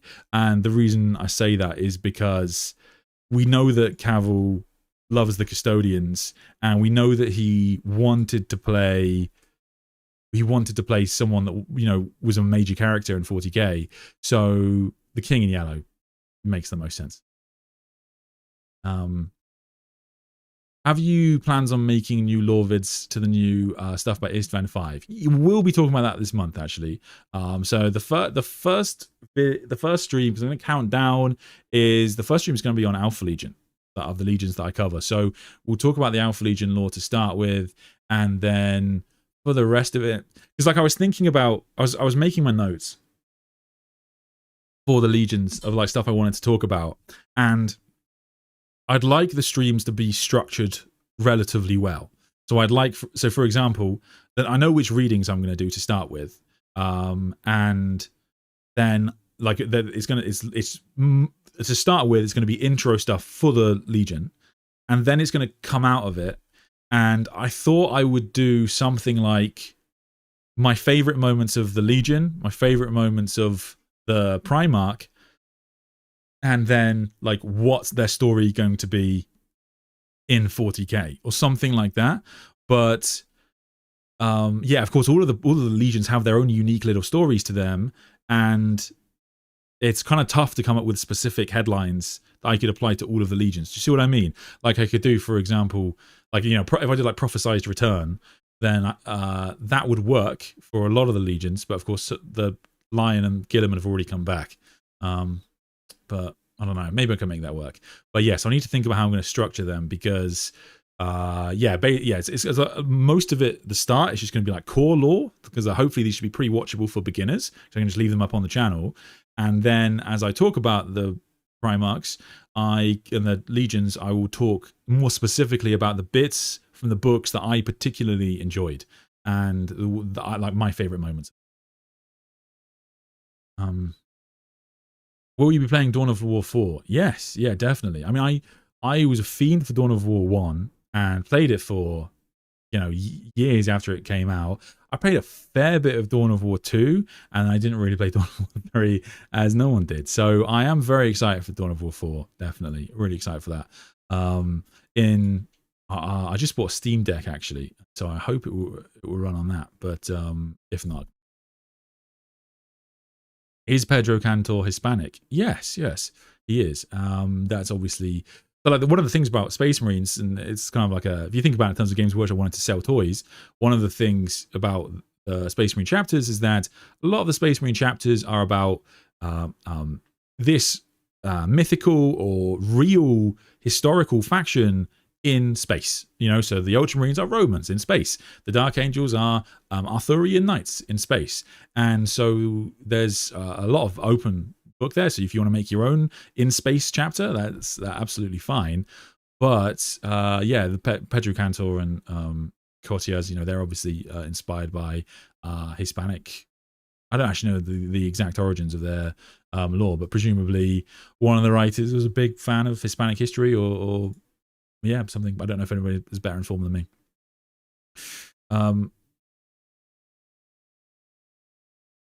I think we did another Calgar mini. Yeah, that was funny. That was one thing that did make me laugh. Was I think the pinned comment on the Games Workshop video was something like, "What armor should Calgar appear in next?" And I was like, "You bastards!" Because they could genuinely release like a Calgar and Phobos mini, and it would be funny. Like I would laugh. But yeah, there we go. What clan's names are you, bud? So my clan is Clan Douglas, but Sandylands is a subsidiary of that. I don't know what you call it. Yeah. Big question is if the GW hidden message about Russ is anything to get excited about. Oh, is this in the calendar? I haven't. No, in fact, we can have a look together. Let me.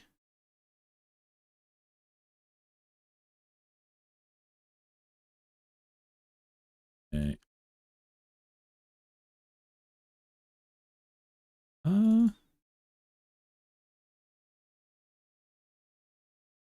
No, not me. Why is it not working?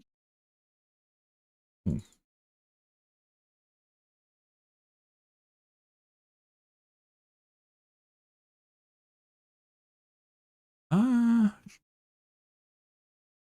Well, why can't I load Warhammer community?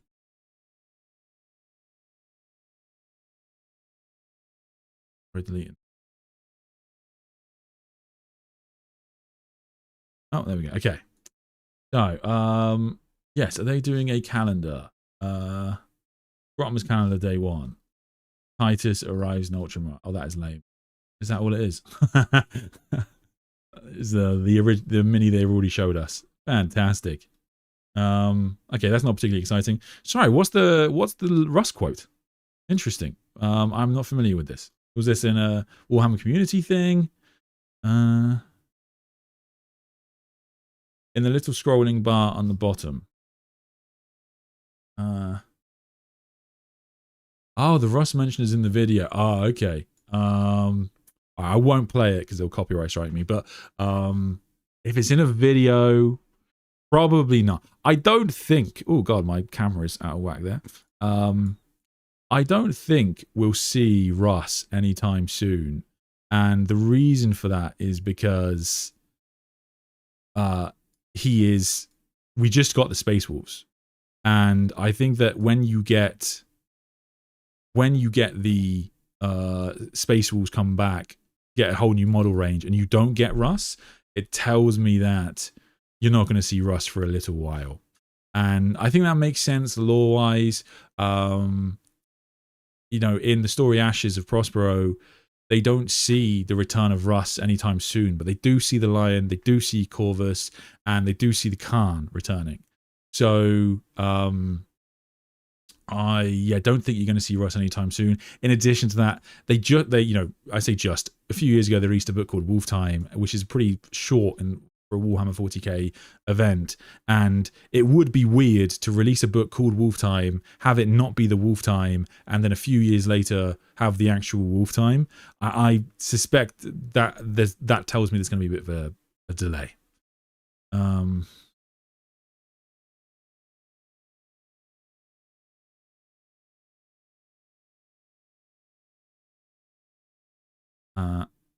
I just want to say I got gifted a membership last stream, and it's like having 3 times the videos. Thank you so much. I mean, I try for the members videos. Normally, what I try to do is either stuff that won't do very well, like with public. So, like, I don't know why, but people don't really care for book reviews.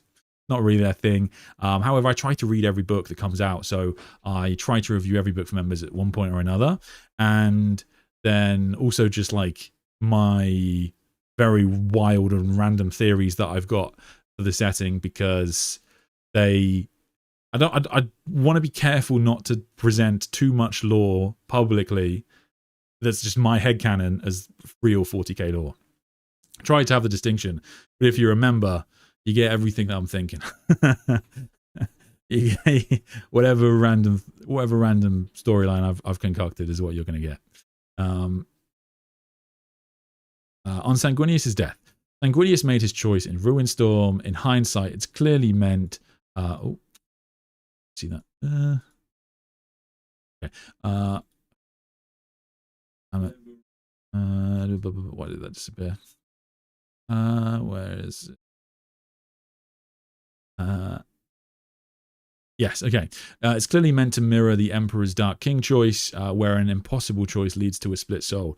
I get you. I mean, there is, the choice in Ruinstorm is I think that's one of those things that was a bit weird for me when I read the Siege of Terror, because you are right that in the story Ruinstorm, Sanguinius has this vision where he he faces Horus over and over again. In one of them, he's even able to win, and he accepts that he's going to face Horus and die. But then throughout the Siege of Terra, he's continually haunted by the fact that he's going to die. And don't get me wrong, I would be too, but it's just, I kind of felt like we'd done that story. And, Sanguinius' plot lines often, they switch between the most epic, incredible accomplishment you've ever seen from a Primarch to him just kind of like sulking and suffering from panic attacks. And hey, I've a lot of sympathy for mental health, but like I want to see a Primarch take out more Titans. That's what I want to see. Not on topic. Can you do a video on the Dark Age of technology weapons? I'm a big fan of the Warlord Sinisters and the Ordo Sinister generally. And so I do really want to do that, but there's actually quite a lot of lore there. So that would be quite a big topic for me to do, because you've got the Black Books, then you've got the Sinister story itself, then you've got Mortis as well. And I'm sure there's going to be a bunch of other references to the Ordo Sinister. So I would really want to do that properly. And so I will tackle that probably in the new year. That's definitely one that I'll do. In terms of other Dark Age technology weapons, yeah, there is some cool stuff. I might do a top weapons of 40k. Like the returned Anathame is something that I'm so excited that we've got that back again. Like that's a really cool story, and one of Nick Kime's better decisions, I think. And so yeah, excited to see that. Appreciate the birthday stream. Oh, happy birthday, bud. Big E just stepped out to get some six. The scripture is, if possible, Father, let this cup pass from me, if possible, not by my will, but yours. Oh, okay. Interesting. Is that Christian scripture, I'm guessing? Well, that's pretty beautiful. Sanguinius thought he could die if he went, but he knew Big E would death die if he didn't go. Yeah, that's basically what I think. Likely Sanguinius is not going, would have meant the Dark King would have risen. It's also supported by the events of Ruinstorm. I don't know if it would have meant that the Dark King would have risen. He doesn't really play into that storyline specifically. Well, I guess without the feather, maybe. But it's not... The idea that John Grammaticus really needs the feather, to me, seems a little bit of a reach to prevent the Dark King. But fair enough. You can have that. You can have that. Is the possibility of Horus returning as a resurrected or redeemed Primarch with no Chaos Taint good for the future of 40k storytelling? I think that it is good. I think that it's because now it's just a possibility, right? So you have multiple ways to look at it, and I talked about this in the stream I did before. If you want to make the case that Horus is definitely going to return, then you've got it down. The Emperor says to Horus very directly, "I wait for you and I forgive you." And I have said this. I don't think there's any other way to interpret that expression other than the Emperor does wait for Horus to return someday, and he forgives him. And occasionally I get comments on videos being like, I think it means like a metaphorical sense, or he waits for him in some other way. None of that really flies to me. I don't really see why Dan Abnett would use that wording very specifically, other than to leave the door open. And I've yet to see a justification for it. However, Ahriman, Jagatai Khan, they supposedly can tell that Horus's soul has been obliterated. Personally, if you weigh up Ahriman and the Khan versus the Emperor, I'm going to go with the Emperor every time. And so I think that it's a possibility. But you can, I can't prove that to you. I think the writers have done it very like that because they want it to be an option for Games Workshop in the future, or Games Workshop wants it to be an option. And I think that makes sense. And so, yeah, it's definitely an option. But if you're someone that hates it, then you can absolutely pretend it just never happened. And then that's not a problem at all. And you can just say that the Emperor was being metaphorical, and no one, not even I, can tell you that you're wrong. Sandman, my little soda pop. If Cavill gave you the chance to play any 30k character in the Amazon series, who are you picking? I actually think I'd make a decent Primarch. You can't tell this from looking on the screen, but I'm actually a rather large gentleman, relatively tall. It's my most redeeming trait, and I would love to play a Primarch or a Space Marine. I would probably play. I mean, who can I get away with playing? I mean, the lion would be the most fun, but I'd love to give Courseway a good crack. That would be fun. Maybe, yeah, maybe just a Space Marine. But yeah, Courseway would be a lot of fun. I would love to do that. I am so excited. I really hope we get just that showdown, which Luther kind of hints at in his story, where we get the lion and Courseway, and they walk into the room, and then you've got Luther empowered by the forces of chaos, and then you've got Zahariel there, and it's a fantastic idea to me because, and it's pretty much canon at this point, I guess, is that yes, it mirrors the Emperor's fight versus Horus, but also the difference is that the lion's not alone. You've got Courseway there with him, and whilst the Emperor's got like his 3 friends with him, the Kikautas, Dusk, Garviolokan, and Litu, they are of little use to the Emperor in the fight. It's basically just the Emperor versus Horus on his own. But Courseway is going to have to take on Zahariel, and that, like, I don't know how Courseway is going to pull this off, because Zahariel in the books is one of the most powerful librarians, and Courseway is a legendary blade master, but he's warp magic in 40k. It's kind of like magic in other settings. It's kind of like a anti everything ability, and so also, I mean, potentially the Watchers in the Dark. Also, yeah, whether the Watchers in the Dark get involved in that story could be really interesting, because if you have the Watchers in the Dark, because in the Dark Angel story, the Watchers in the Dark are who they're allied with is always up for interpretation, because originally, of course, they're these legendary little figures on Caliban that you see scattered across the planet, and they're a myth that people aren't sure whether they exist. We find out they do exist. Then they are allied with the second Lord Cypher for a while, and then they're allied with Zahariel for a while, and then of course in the 40k we know them to be working with the Lion pretty explicitly at this point. So I foresee like a betrayal of the Watchers in the Dark in the final Dark Angels scouring book, where you have Zahariel thinks they're working with him, and then they turn on him, and that would be a good way to turn the tide against Zahariel, because the power of the Watchers in the Dark is kind of like an eldritch impossibility. Like they're wrong. There's a wrongness to them, and so they should be able to overcome kind of any psyche realistically, I think.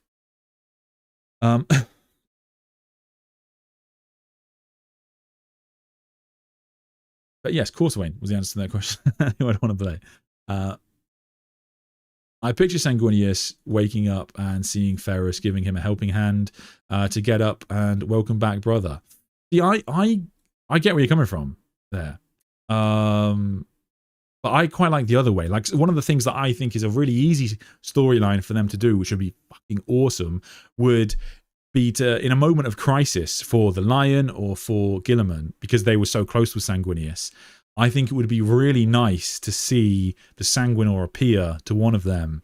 And just as the Sanguinor, it can, it's got this aspect of Sanguinius in him that reveals itself to Dante in Devastation of Baal, you could have Sanguinius kind of give the Lion or give Guilliman some support in a moment of like personal crisis, and that would be epic in my opinion. So I would love to see that. And someone just asked, do you think the Sanguinor will meet the Primarchs in 40k? But yeah, so I hope so. I think that would be really cool. And like the Sanguinor it sort of is Sanguinius in 40k, to be fair, because it's part of Sanguinius' soul. And although we know, like I've talked about this in a video, I've told this story before on the channel, you should check out. I think it's called, yeah, if you scroll through my videos, it'll come up anyway. And it was originally just one of the what are they called? Golden Sanguinary Guard. It's originally just one of the Sanguinary Guard, and then yeah, it's clearly become mutated into something beyond that, and now it's an embodiment of Sanguinius, which is pretty epic.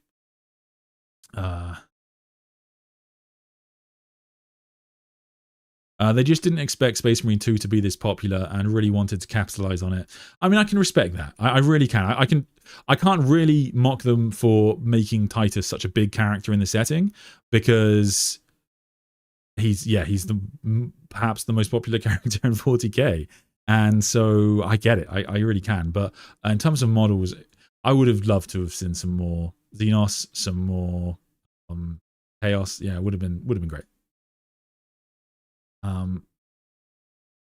What happened to that half Eldar Ultramarine? So he's still around in a way. So his name was Ilian Natase, and they found a good way to kind of leave him in the setting, right? So in 40k today, Rabute Guilliman is allied pretty much with Craftworld Ulthwé. So not all of the Eldar, but Craftworld Ulthwé, who are probably the most prominent Eldar faction that you see in the entire setting. Certainly Eldrad Ulthran is the biggest named character, Eldar character, and he might even be one of the biggest, or the biggest Xenos characters.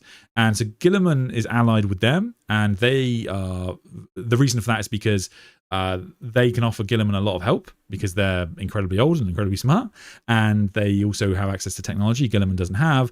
And the Craftworld Ulthwé believe that, and this is connected to Dan Abnett's kind of Cabal storyline, where Eldrad Ulthuran originally creates the Cabal, and when it was part of their creation, and so he believes that humanity has to be basically sacrificed. However, then he changes his mind and he comes to the realization that humanity's fate will be tied to the Eldar's fate. And so he, with a loyal word bearer called Barthuz and Narek, they basically assassinate the rest of the Cabal, which is this is well into like the bloated of the Horus heresy, the bits people can't be asked to read most of the time. Yeah, I get it. So yeah, that's basically the big Eldrad Ulthuran realization in the heresy, that humanity has to survive so that the Eldar can survive. So they're allied together, and so that means that they literally there's a small number of Eldar Guardians led by an Eldar Farseer who live on the Dawn of Fire, which is Guilliman's flagship in the Indomitus Crusade, before he gets. Guilliman's main flagship is the Macragge's Honor. He loses the Macragge's Honor when he returns. He then takes the Dawn of Fire as his flagship, and then he gets the Macragge's Honor back, and he takes that back as his flagship. So on his flagship, there's this like small band of Eldar warriors who hate their lives. They hate being around Guilliman and the humanity. They think that humanity stinks. They hate humans' technology. They hate everything about humanity. But Eldrad Ulthuran said you must advise the Primarch, and in particular the Farseer Eldrad Ulthuran. I'm sorry, Ilian Natase. He works with the Ultramarines and advises and works with Guilliman.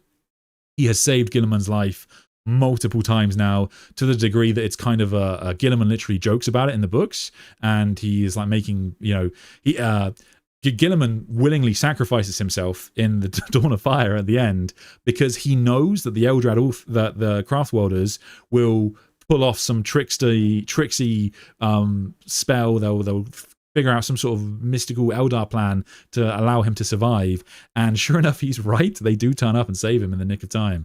So you have got this one Farseer, Ilian Natase, working with the Ultramarines, and so whilst he's no longer a half Eldar Ultramarine, he is still a Eldar Farseer who works with the Ultramarines chapter. And that was quite a long answer, sorry, but there you go. But actually, you could see him in Space Marine 3. That would be quite good. That would be pretty badass, actually. Space Marine 2 blew up like the Webway project. Good job, Magnus. Love it. Screenshot that to include within my favorite comments. I don't know how I'm going to use all of these, but I would do. But yes, Space Marine 2 was just so much bigger than I think they imagined it would be. Okay. If anything, Ravener is the best candidate to be the next Dark King. Oh god, he is already encased in black. Maybe, to be fair. Alanius Pius would be rolling in his grave if he found out that the Emperor finally gave in and became the Dark King. Yeah,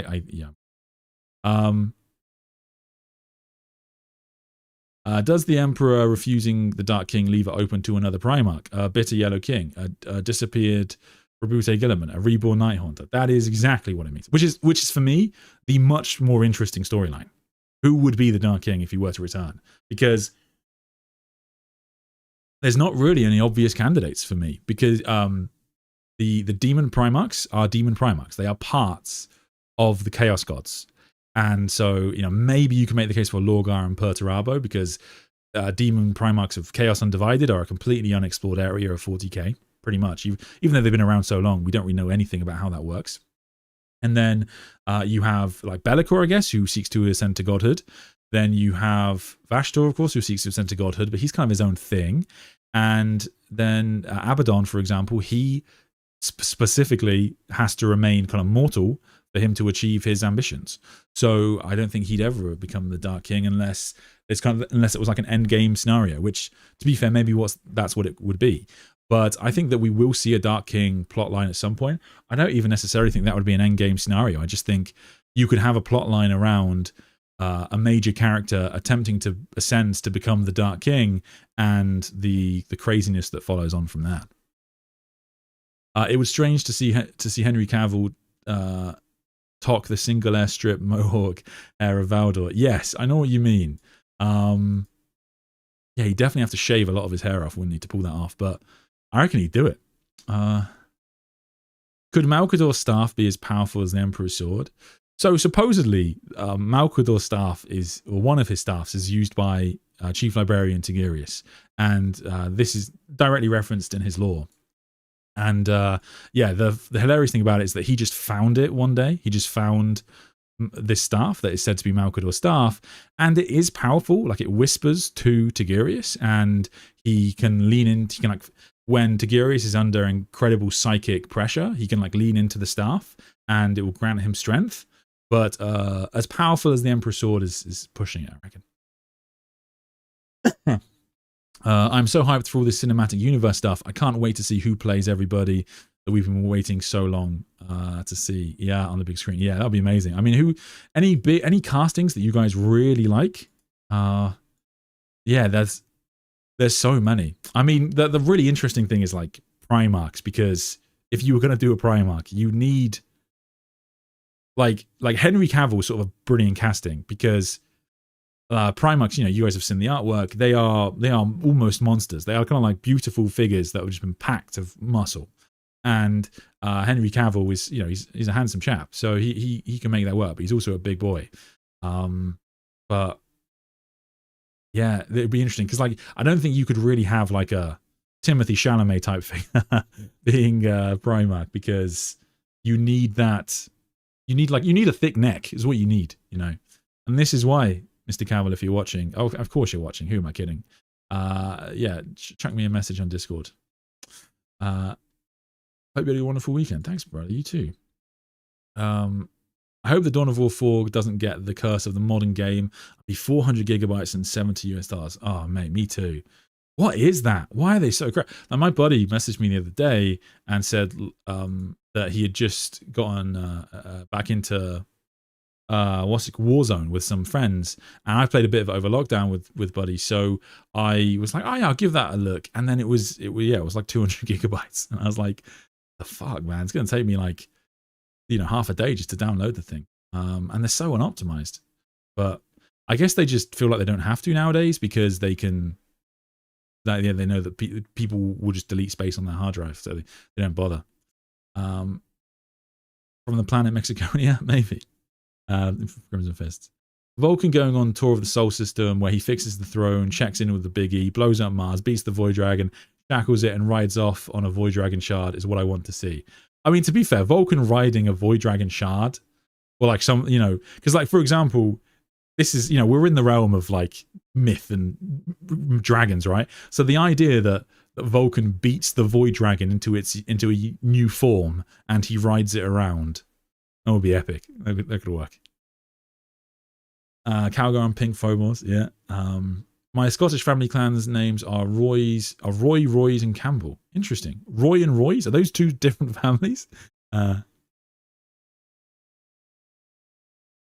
Weird how Ultramar is space Rome, but all the weather descriptions say it's hilly and always raining, which always made me think of some areas of Scotland. To be fair, I think there probably is some Scotland in there. Yeah, I think, to be fair, I think that the Space Rome came later. You know, it's no fear. I think that really sort of introduced the Space Rome concept. It was like or really solidified that as an idea.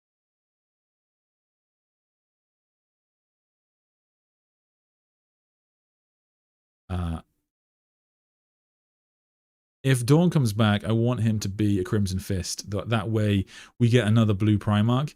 Yeah, I get you. I mean, I think that with the Lion, they did it very well in that the Lion returning doesn't make him exclusive to the Dark Angels chapter, because the Lion, you know, teleports about. And so whatever Dark Angels successor chapter you play, or if it's your homebrew chapter, you can run the Lion canonically, and it's not a problem whatsoever, because the Lion fights with all of the successor chapters from time to time, which is just epic. And so, yeah, that's a really cool thing. And yeah, I'm very happy, because that is the problem. That's the fear, is that if you don't play the first founding chapter, you feel like you kind of get pushed to the side once your Primarch returns, because obviously you're more so than before, even, because you're just never going to get a look in. Especially with, like, you know, Azrael treating the Dark Angel successor chapters as his own legion. My memory is super hazy, as it's been a minute since I read The Siege, but wasn't the tarot card besides the Dark King the Despoiler card or something like that? There is a Despoiler card that comes up. Yeah, that is true. I think Horus plays it in their battle. And so I think that when they play the Despoiler card the first time, I think it's just a reference to the next scene is the Valdor Abaddon scene. Maybe. I'd have to double check the book. But yeah, I do remember that there is a Despoiler card. It comes up towards the end. It really seems to me like Archmagos is setting up for the fulfillment of the line from Biggie to Cool. You will think you have betrayed me, but you will not in the end. Yeah, I get where you're coming from. They are setting up some big things. I'm also the thing about Archmagos, and I should have said this in the video. Maybe I did. Well, the reason I'm really excited about Archmagos is not just the fact that it's a continuation of old plot lines, but they are the betrayal of Mars and the breaking of the Golden Throne are very new plot lines that got to a relatively stable place. And that sounds good, but it's bad for 40k fans, because once Games Workshop gets their lore quote unquote stable, you know, the Prior Nexus is stable, then they don't feel the need to readdress it in the future. And the fact that they are pushing ahead with this new Fabricator General of Mars storyline so quickly, you know, a few years after the end of the Carrion Throne series, the Vaults of Terror series, that's really good for us. That tells us that this is a big plot line that the Games Workshop and Black Library authors are pushing ahead with. So we will definitely see a development of, you know, Mars at least attempting to betray Gilliman, probably within a couple of years.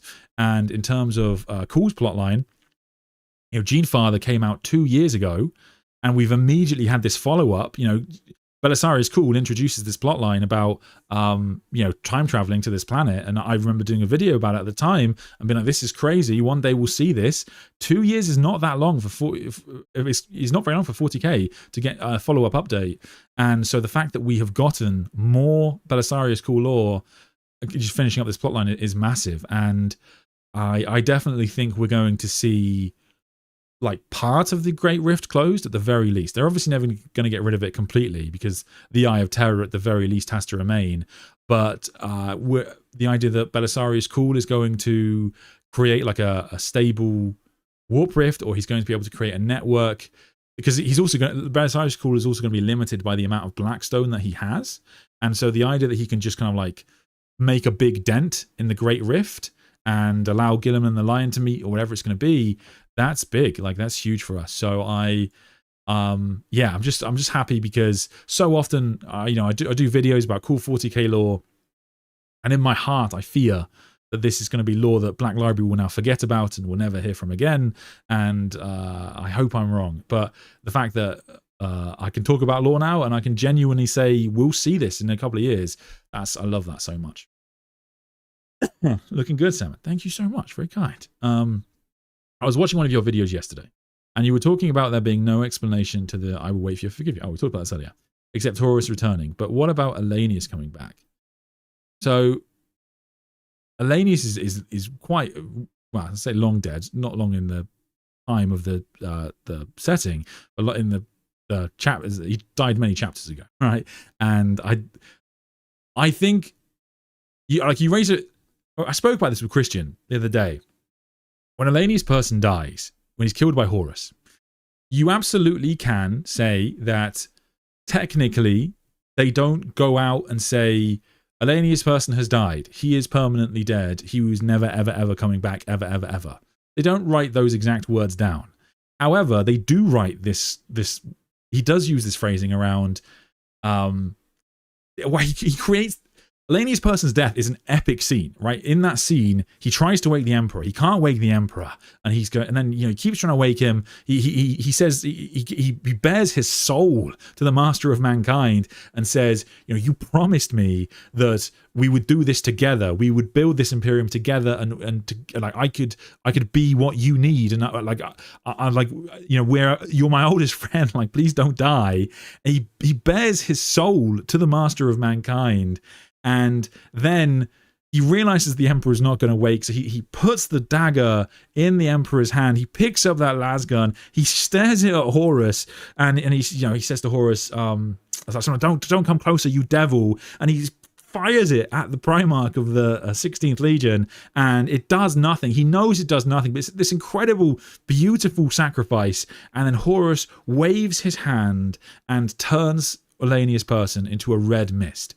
And if you tell me that you read that scene and say, actually, I think Lanius person may have survived, I am kerfuddled in my head. I don't understand how you might think he could survive that, because like I understand not everybody reads the books, fair enough, but in the book, it's such a momentous death.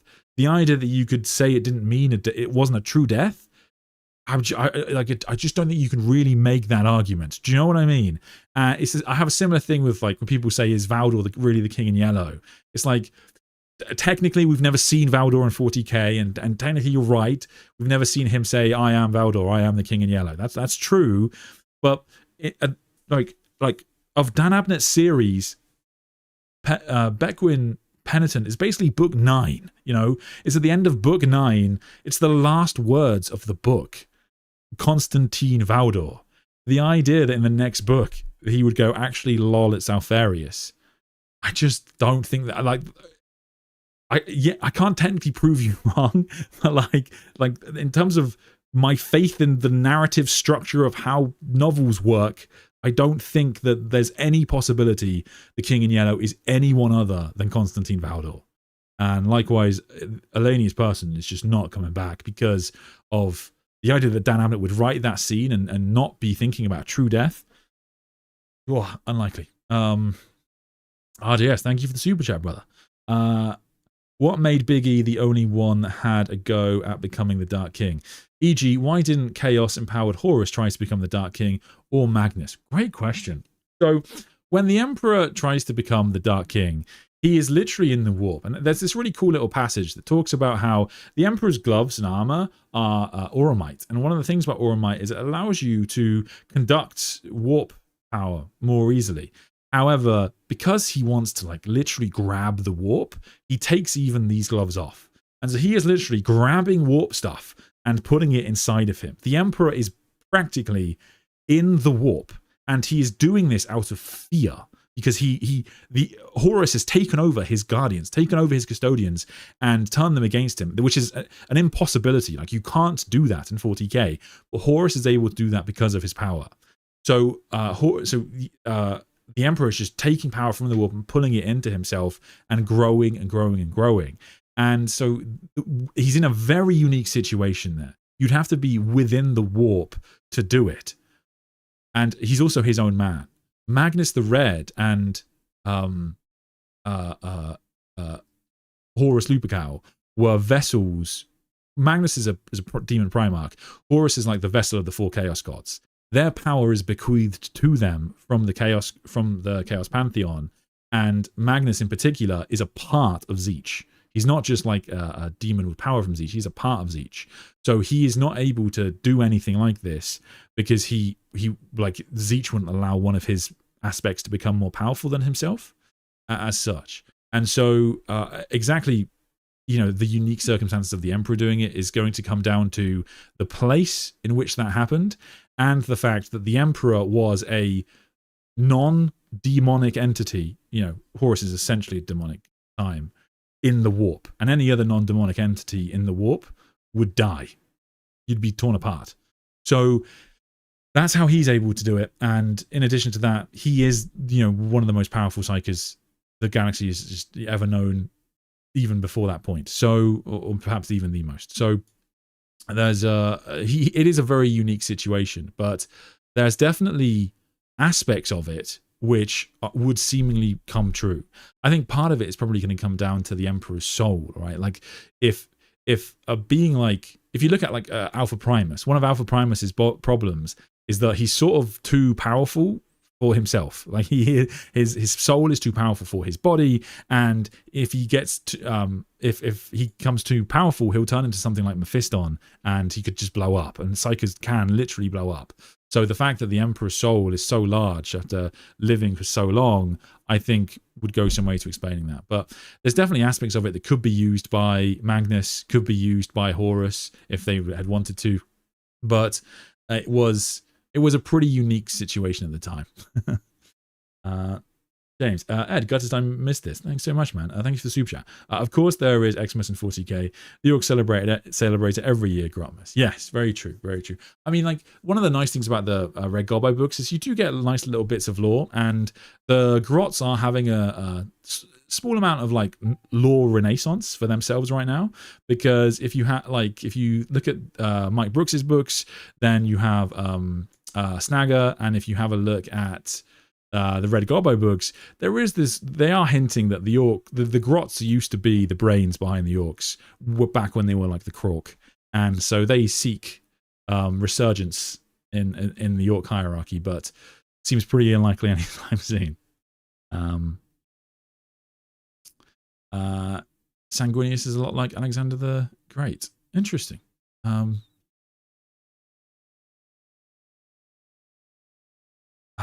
On the feather, I think the feather is a narrative shortcut to express a complex metaphysical concept in simpler terms. It's not a physical feather, but what it represents. Maybe, you could do something like that. Sandman is the Scottish giant? Yeah, maybe. Mary Loremas, guys. How tall are we talking here? Climb like a tree kind of tall? Kind of tall. I'm about 6'4" in real life. You can ask Quipster. He will confirm. He has seen me in the flesh. Hi, Australia. Hello. What if the Emperor just spirited Horus's soul into the City of Dust? I personally love that theory. Since it's not in the warp and warp adjacent, those who aren't aware of it wouldn't know to look, and it would appear destroyed. Yes, that's personally what I think too. I think that Horus's soul has disappeared, and it's probably in an alternate dimension. Alternate dimensions are a thing. You have the Flayed Ones, you have the City of Dust. They're well established in Warhammer 40k, and I think that explains most easily, as you say there, Selteroni, that as to why Jagatai Khan can't see a reflection of Horus's soul, because it's not in the warp anymore. And personally, I think that the Emperor's soul might be there with him, because, or at least the Star Child, because both when Horus dies and the Emperor dies, because of the way everything is overlapped, they're also in the City of Dust. So in a way, they haven't had to move at all. They've just had to stay in the same place. And the Emperor's rise as the Star Child has, outside of one passage in Genefather, there's no reference at all to the Emperor taking part in the Great Game, battling against the other 4 Chaos Gods. The 4 Chaos Gods. And the reason that's important is because presumably the 4 Chaos Gods will be teaming up as soon as they can to take down the Star Child, because the forces of Chaos, according to the Dawn of Fire series, are concerned with the rise of the Emperor. So the fact that we don't see the Emperor actually kind of take action against the other Chaos Gods, or the Chaos Gods take action against him, is something that seems to be missing from the setting. And I think the easiest explanation for that is because he doesn't actually persist in the warp as such. He persists in this other dimension, this City of Dust. You could be Nemiel. Nemiel died, mate. He had his head punched off. I do have a big head, so if you're gonna punch your head off, I think the bigger the head, the better, right? What I can't believe is that there aren't fallen Primarch sons who are loyalist and the founders of chapters, ignorantly and stubbornly upholding the Primarch's original way of being. So, I mean, it's kind of like the Alpha Legion. The Alpha Legion definitely have that kind of thing. So,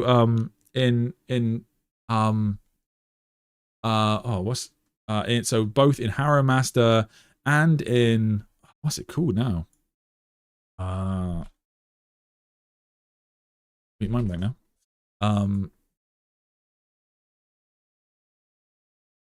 Sons of the Hydra. I knew it was Sons of something. In Sons of the Hydra, there are loyalists, Alpha Legion that see themselves as loyalists at the very least, both of them. So it's it's very much a thing. But in terms of the other fallen Primarchs,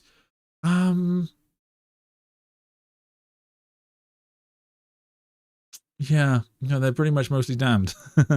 There is actually a son of Horus who is found in stasis, and when he is revived, he doesn't know about the Horus heresy, so he is still loyal to the Emperor. I can see you playing Gilliman. Yeah, I reckon I could do a decent Gilliman or Dawn. Put me in, coach.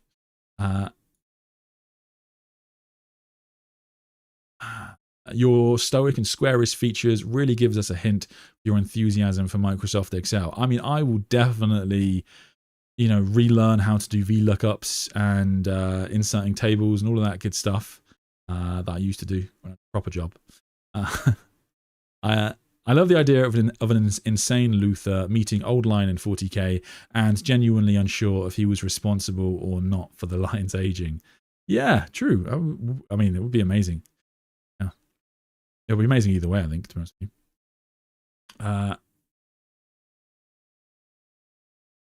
Glad they made the lion more likable. He is definitely more likable. I'd like to see Manus show up leading the damned to help his brothers. Yeah, me too. Me too, brother. Don't know if it's on topic or not. Oh, we're way off topic at this point. This was supposed to be just like a more casual stream anyway. In fact, well, I might do a fair few casual streams this month if I'm behind on prepping, because I mean, I'm just gonna try and stream every day, which is like a YouTube thing, or at least maybe a Twitch thing. I don't know if it's on topic or not, but do you think that a new Primarch could be happening in 40k, or is it something now impossible? That's funny you say that. So we'll talk about this tomorrow. But yeah, the idea of making new Primarchs is basically, it's said to be impossible now, because the information required to create new Primarchs is lost. I have a feeling that Cool and Gilliman is going to have a big argument in the future after Archmagos.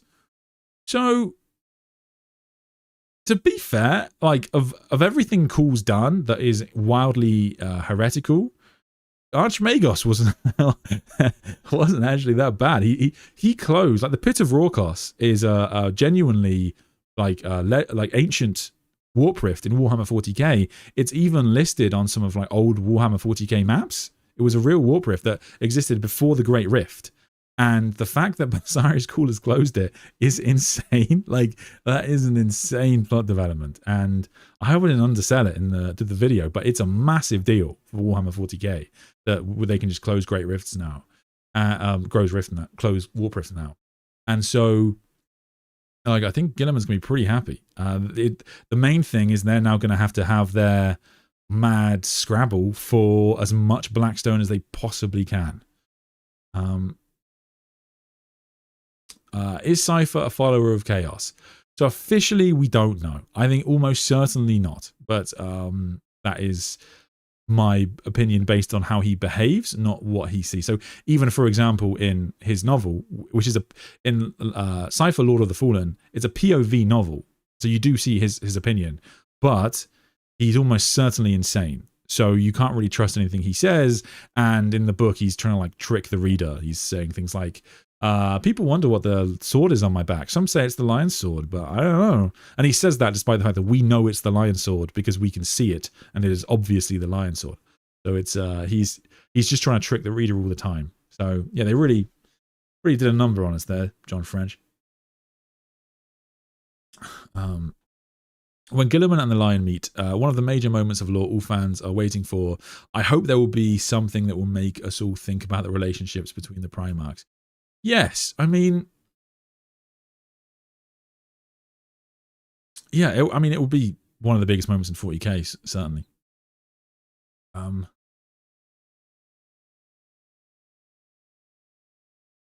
Just finished reading the Fabius Bile trilogy. Really hope to see more development with the idea of Pater Mutatis, giving Fabius more power like Gilliman with the Imperial belief. Yeah, me too, man. I think that it's pretty much missing from Genefather. So, yeah, I don't know if they're going to continue with it. And Josh Reynolds doesn't write for 40k anymore. But it's definitely an option for them. Tom Hardy as the Lion, Dave Bautista as Angeron. Yeah, not bad. I stand by that Valdor is not as loyal as he used to be because he probably saw who he would have been without the Emperor, but he still probably views the Emperor as needed to oppose chaos. Interestingly. Salman, have you read the 1980s Inquisitor novels? The 1980s Inquisitor novels? I don't... I think maybe one of them. I think maybe the one that is just called Inquisitor. I've read that one. I want the guy that plays Hannibal Lecter, Mads Mikkelsen as Mortarion. That's interesting. John Cena. John Cena as Corvus Corax. Nice, like it. RDJ as John Grammaticus. Kevin Costner as Horus. Danny DeVito as Horus. You bastards. Aidan Gillen will be a fantastic actor for Cool. Aidan Gillen. Who's Aidan Gillen? Okay. Interesting. Interesting. I always think of Cool as I don't know what actor, but like a very kind of, yeah, I mean, he's very old man. He's a very like kind of cheeky old man. Like, you know when Gandalf will make fun of the hobbits or something like that. He's kind of like always in that vibe. Like he is. There is something obviously incredibly sinister to Cool, and in particular, in Archmagos, we are introduced to Decimus Felix again, who's an Ultramarine with a particular hatred for Cool because Cool experimented on him quite a lot when he made the Primaris Marines, and so he hates Cool, but Cool is still kind of like this happy-go-lucky sort of guy who misses his old friend and is just trying to do his best.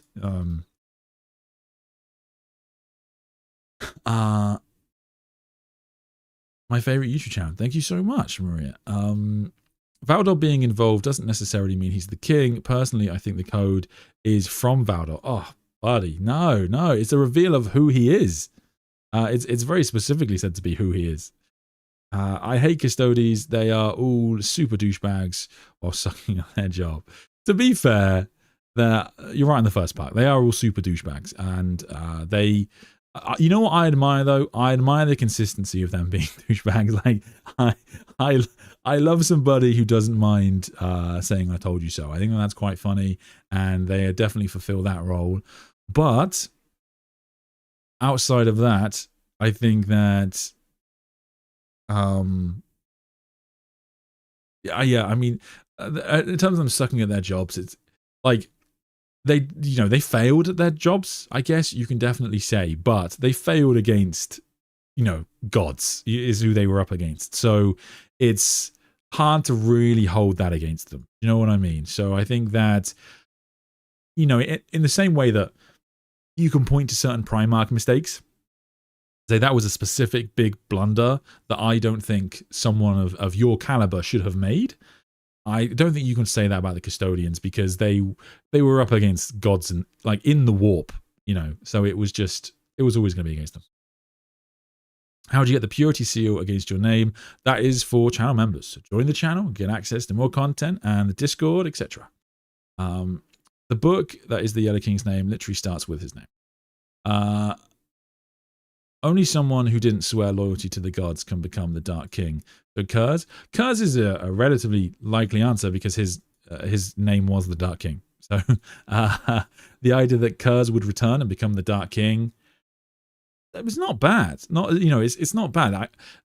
Kurz returning is the problem, right? But here's the thing: the problem with Kurz returning is that Kurz's story is genuinely quite like a beautiful story in sci-fi. It's really good. And so people wouldn't want to see him return because it would undo that story. However, returning him to then become and he, the idea that if you return Kurz to the setting, he doesn't really make sense because you've returned a character to the setting who prophesized his own death.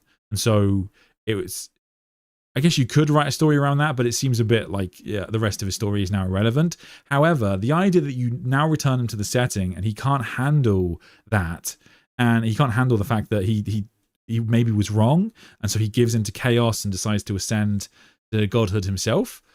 I could see that working. I could see something like that sort of making.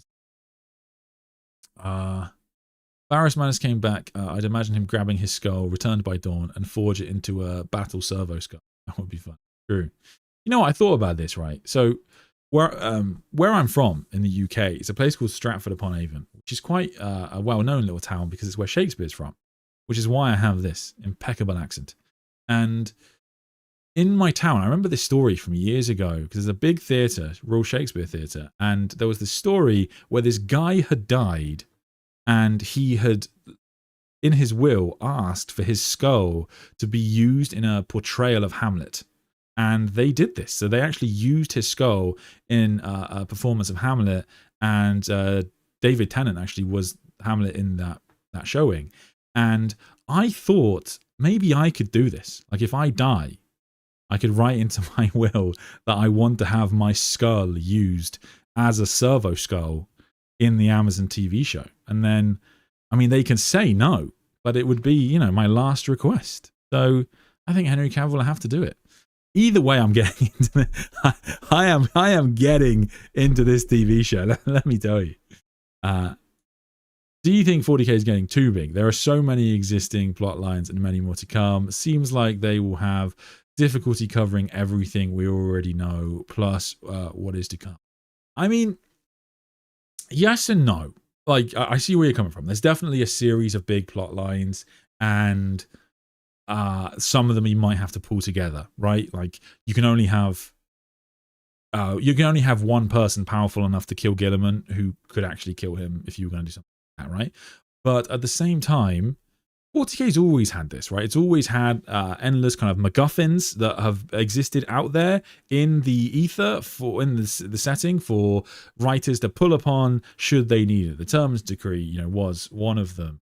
Then, the Carcharodons have their Void Shards. The White Scars have the Dark Glass. There's all these kind of like crazy little relics that could very much come up again and could be a big thing, but it's not a problem because they can also just leave it in the mystery of the setting and never bother addressing it.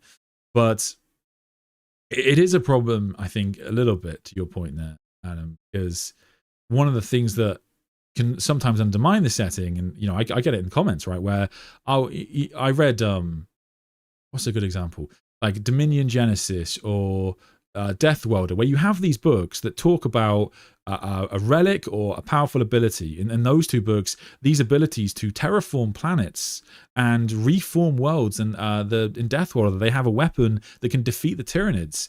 And it's a problem because if you then just never address any of these, the setting loses its value. People were like, well, why would I bother reading the next Victoria Hayward book, because she's just going to introduce a relic that we're never going to hear from again. And it's not a problem specific to her or anything like that. It's just, it's a common 40k problem. And I think that if you're going to have 40k be a story, I think it would be much better off to bring up these things again in the future. Like I think that Death Water is such a good example, because the Fourth Tyrannic War has to be dealt with at some point, and having Death Welder play a significant role in Gilliman gaining a weapon to defeat the Tyranids, or at least defeat this High Fleet. That's a great way of doing it, and I think that it would give the book sort of more impact. And it's not that you'd have to read Death Welder to understand 40k, but it would feel like if you read the books, you get a reward. You find out a little bit more background on how Gilliman actually defeated the Tyranids, etc. Ed, how do you stream so much and read so much? Is this your full-time job? This is my full-time. Yeah, it is. So this month we're going all out. Do you think Erda is alive or will return? Erda, again, like her death, it's not the same as Olenya's passing, to be fair. It's not as magnanimous, but again, it's one of those things where it doesn't say specifically that she's going to have a permanent death, but when Erebus cuts her throat, it very much he walks up with the swagger of a man who is very confident this is going to work, and he certainly knows what a perpetual is. He's been told by the Chaos Gods who Erda is and what her background is, and so he is very much convinced that he's permanently killed her by the looks of it. However, what's very strange about that is that he kills her with an Athame dagger, and as far as we know, there's nothing actually that says Athame daggers can permanently kill perpetuals. It doesn't say that anywhere, and I looked for it at the time, and it's actually a very weird one. But again, like the way it's written implies she's not coming back for me. I think it's a bit more. I've got a little bit of a question mark around her death, but I'm pretty confident that she's dead, and I would think it would be more likely that we see a short story or a flashback to the Great Crusade, and we see a Primarch having a conversation with her, but perhaps not knowing who she is, or maybe they did know who she was, and it just never came up again. Like one of the weird little reveals in the End of the Death Volume 3 is that Horus reveals he knew Erda. He knows who Erda is, and he's actually tasked Erebus with going to kill her. And so if Horus knew who Erda was, does that mean the other demon Primarchs do? Does that mean all the Primarchs do? Like, what happened there? Dan Abbott doesn't explain. So there is definitely a possibility that we'll see, I think, a flashback to Primarchs, one of the Primarchs meeting Erda at some point. You'd fit as Alexis Pollux. Yeah, I could do it. I do think Alexis Pollux has got an epic, Power Fist Storm Shield is sick weapon choice. Corvus Corax has the Space Marine and Primarch instruction book, doesn't he? Sure. So Belisarius Cool basically gets those. However, the Primarch instruction book, one of the lines in Deliverance Lost, which I think is what you're referring to, he discovers that he can't come back. He discovers that the key technology is lost, so you can't recreate Primarchs anymore. I don't even know whether you could have done anyway, because the Primarchs have obviously they're kind of like warp essence to them, and I imagine only the Emperor could properly dive into that. It would be weird for Cypher to be a Chaos agent and then decide to listen to the Custodies at the end, as he's just about to complete whatever he was doing. That sort of puts the nail in the coffin. That's true. That is true. So it's superb point. Conrad Kurz resurrected into the Dark King versus returned Corvus Corax sounds awesome. That would be a great showdown. I would love that. Paul is really out there stealing the copper wiring from Necron Tomb Worlds. I love everything about this. I mean, yeah. Is it ever said why/how Cypher became insane? I mean, no, we know so little about the guy. Most of his lore was Codex lore, and he did get a supplement also called Lord of the Fallen in 6th edition. 6th edition he got that, and it was in when they were doing the Heroes of the Imperium range. He got his own one, and in that I actually read a story from that recently. Oh no, I haven't. No, I didn't read it, but I'll maybe do it in another video, where there is one short story where Cypher and Abaddon interact, and they form an agreement, and Cypher very clearly not a fan of Abaddon in my reading of that. So he's almost certainly not perfectly loyal to Chaos, but he is. For example, in the story Lord of the Fallen, the novel, he has brothers who are being corrupted by Chaos and are damned, and he doesn't euthanize them or anything like that. He still supports them, and he's a pretty good guy by all accounts. Hey Sam, a new member here. Just want to say you are the GOAT. Thank you, brother. George Clooney is Dawn. George Clooney as Batman as Dawn. That's what we want. Dawn with nipples on his armor. Oh, it's gotta be good. Cool as Gary Oldman. Yes. Gary Oldman's cool. Sorry, yes, that is a great shout, Bri Bear. Gary Oldman as Malkador. To be fair, I think I prefer him as Cool, but Malkador he could also do, I'm sure. Charles Dance as the Lion. Yes, to be fair, that is quite an obvious one. But I imagine, like, when the Lion fights Angron, I think Angron chucks a tank at him, doesn't he? He chucks a tank at the Lion, and the Lion has to somersault away. So I don't know if Charles Dance would be up for the acrobatics required to perform the role, but maybe. Hiroyuki Sonoda as Khan. Sonoda, sorry. Interesting. Yeah, true. He would work. Adam Driver would be a good Corvus.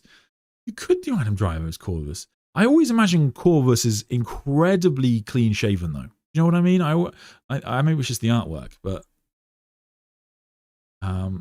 who would Matthew Lillard play? Matthew Lillard. Don't know. Scooby-Doo actor. Okay. Shaggy. I don't know. I can't envision him as a Primarch, to be honest with you, or a Space Marine. I would like them to keep Dawn dead, but then have a Demon Primarch die to even the scales and have a dramatic event. I mean, yeah, it would be cool. Yeah.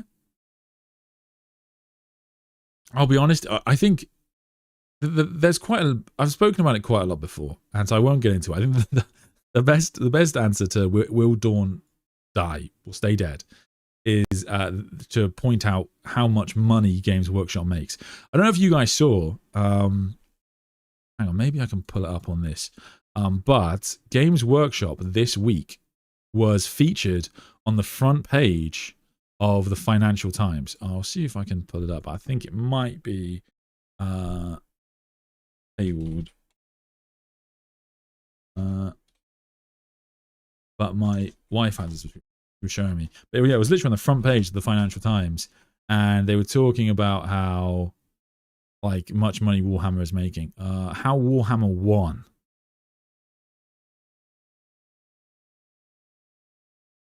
Yes, okay, cool. I can show this. All right. Yeah. So,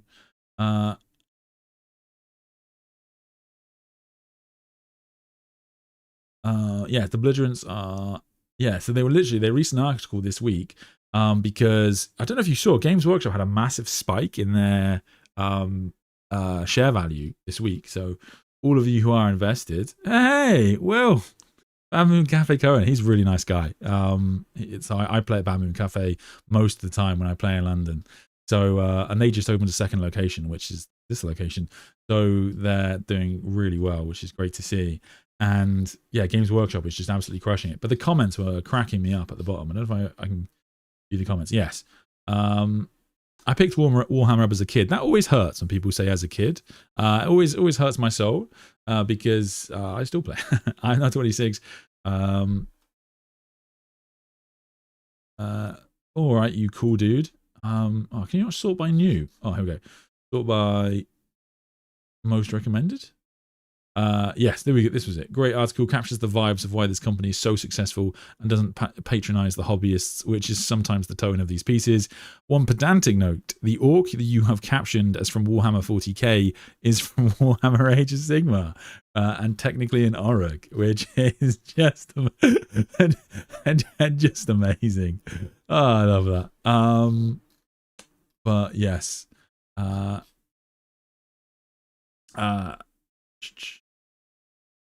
No, it wasn't that one.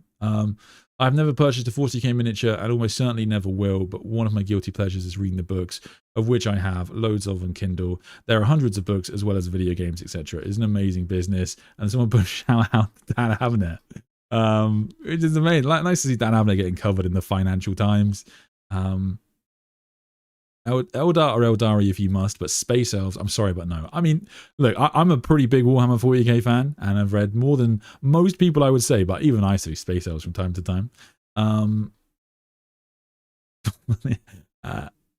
Yeah, but yeah, so good. It was quite funny actually. One of the other things people were talking about on the comments is that because in the UK there's a politician called James Cleverly who nearly won the Conservative become like the leader of the Conservative Party, and if so, he would have been in like a relatively decent place to become prime minister for the next prime minister of the UK, and he's a big 40k fan. So we very nearly had a 40k fan as prime minister of the UK, and there were actually lots of jokes because one of the like discussions that's happened with the UK since leaving the European Union, there's been a lot of talking about fish and fisheries because the UK, of course, very close to France, and we love the French on this channel. Hi, France. But the English and the French have been fighting a lot over the fishing rights, so who can fish. But then someone pointed out that the Warhammer industry in the UK is actually larger than the fishing industry in the UK. So if we're going to have a minister of fisheries, we really should have a minister of Warhammer. And then the comments were amazing because what would you call that? You know, imperial minister, imperial minister of mankind. It would be so good. Like, yeah. Sorry, I cut out for a second there. I hope I didn't disappear.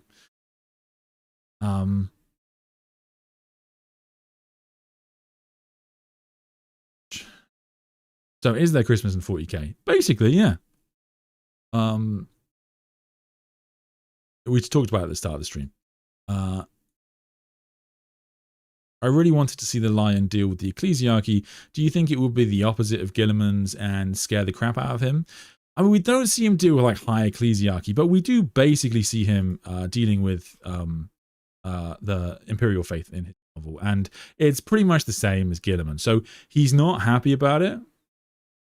Stream audio is cutting out. Oh damn. Might be I think it's my internet. But yeah, he's basically the same as Gilliman. So he is not happy about people worshipping his father as a god at all, but he understands, of course, that a lot of time has passed, and he understands that it sort of serves a purpose now. Okay, I'm cutting out. Okay. All right, if I'm cutting out, I think it might be my internet on the fritz. I literally called the internet people this morning because it's been doing this a little bit recently, and I hope this doesn't continue into Loremas. So, all right, cool. Anyway, but I think, you know, we'll call this stream there, and it's been streaming for over 2 hours, and I'll be back tomorrow where we're going to talk about Alpha Primus, and that makes sense anyway. But yes, thank you so much for joining me, everybody. Welcome to Loremas.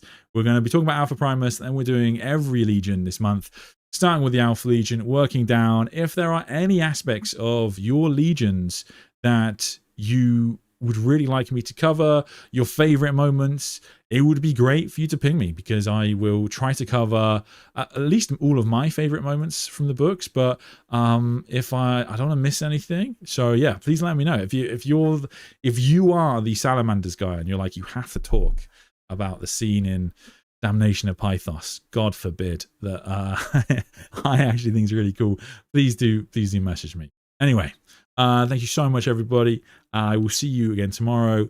Merry Loremas, and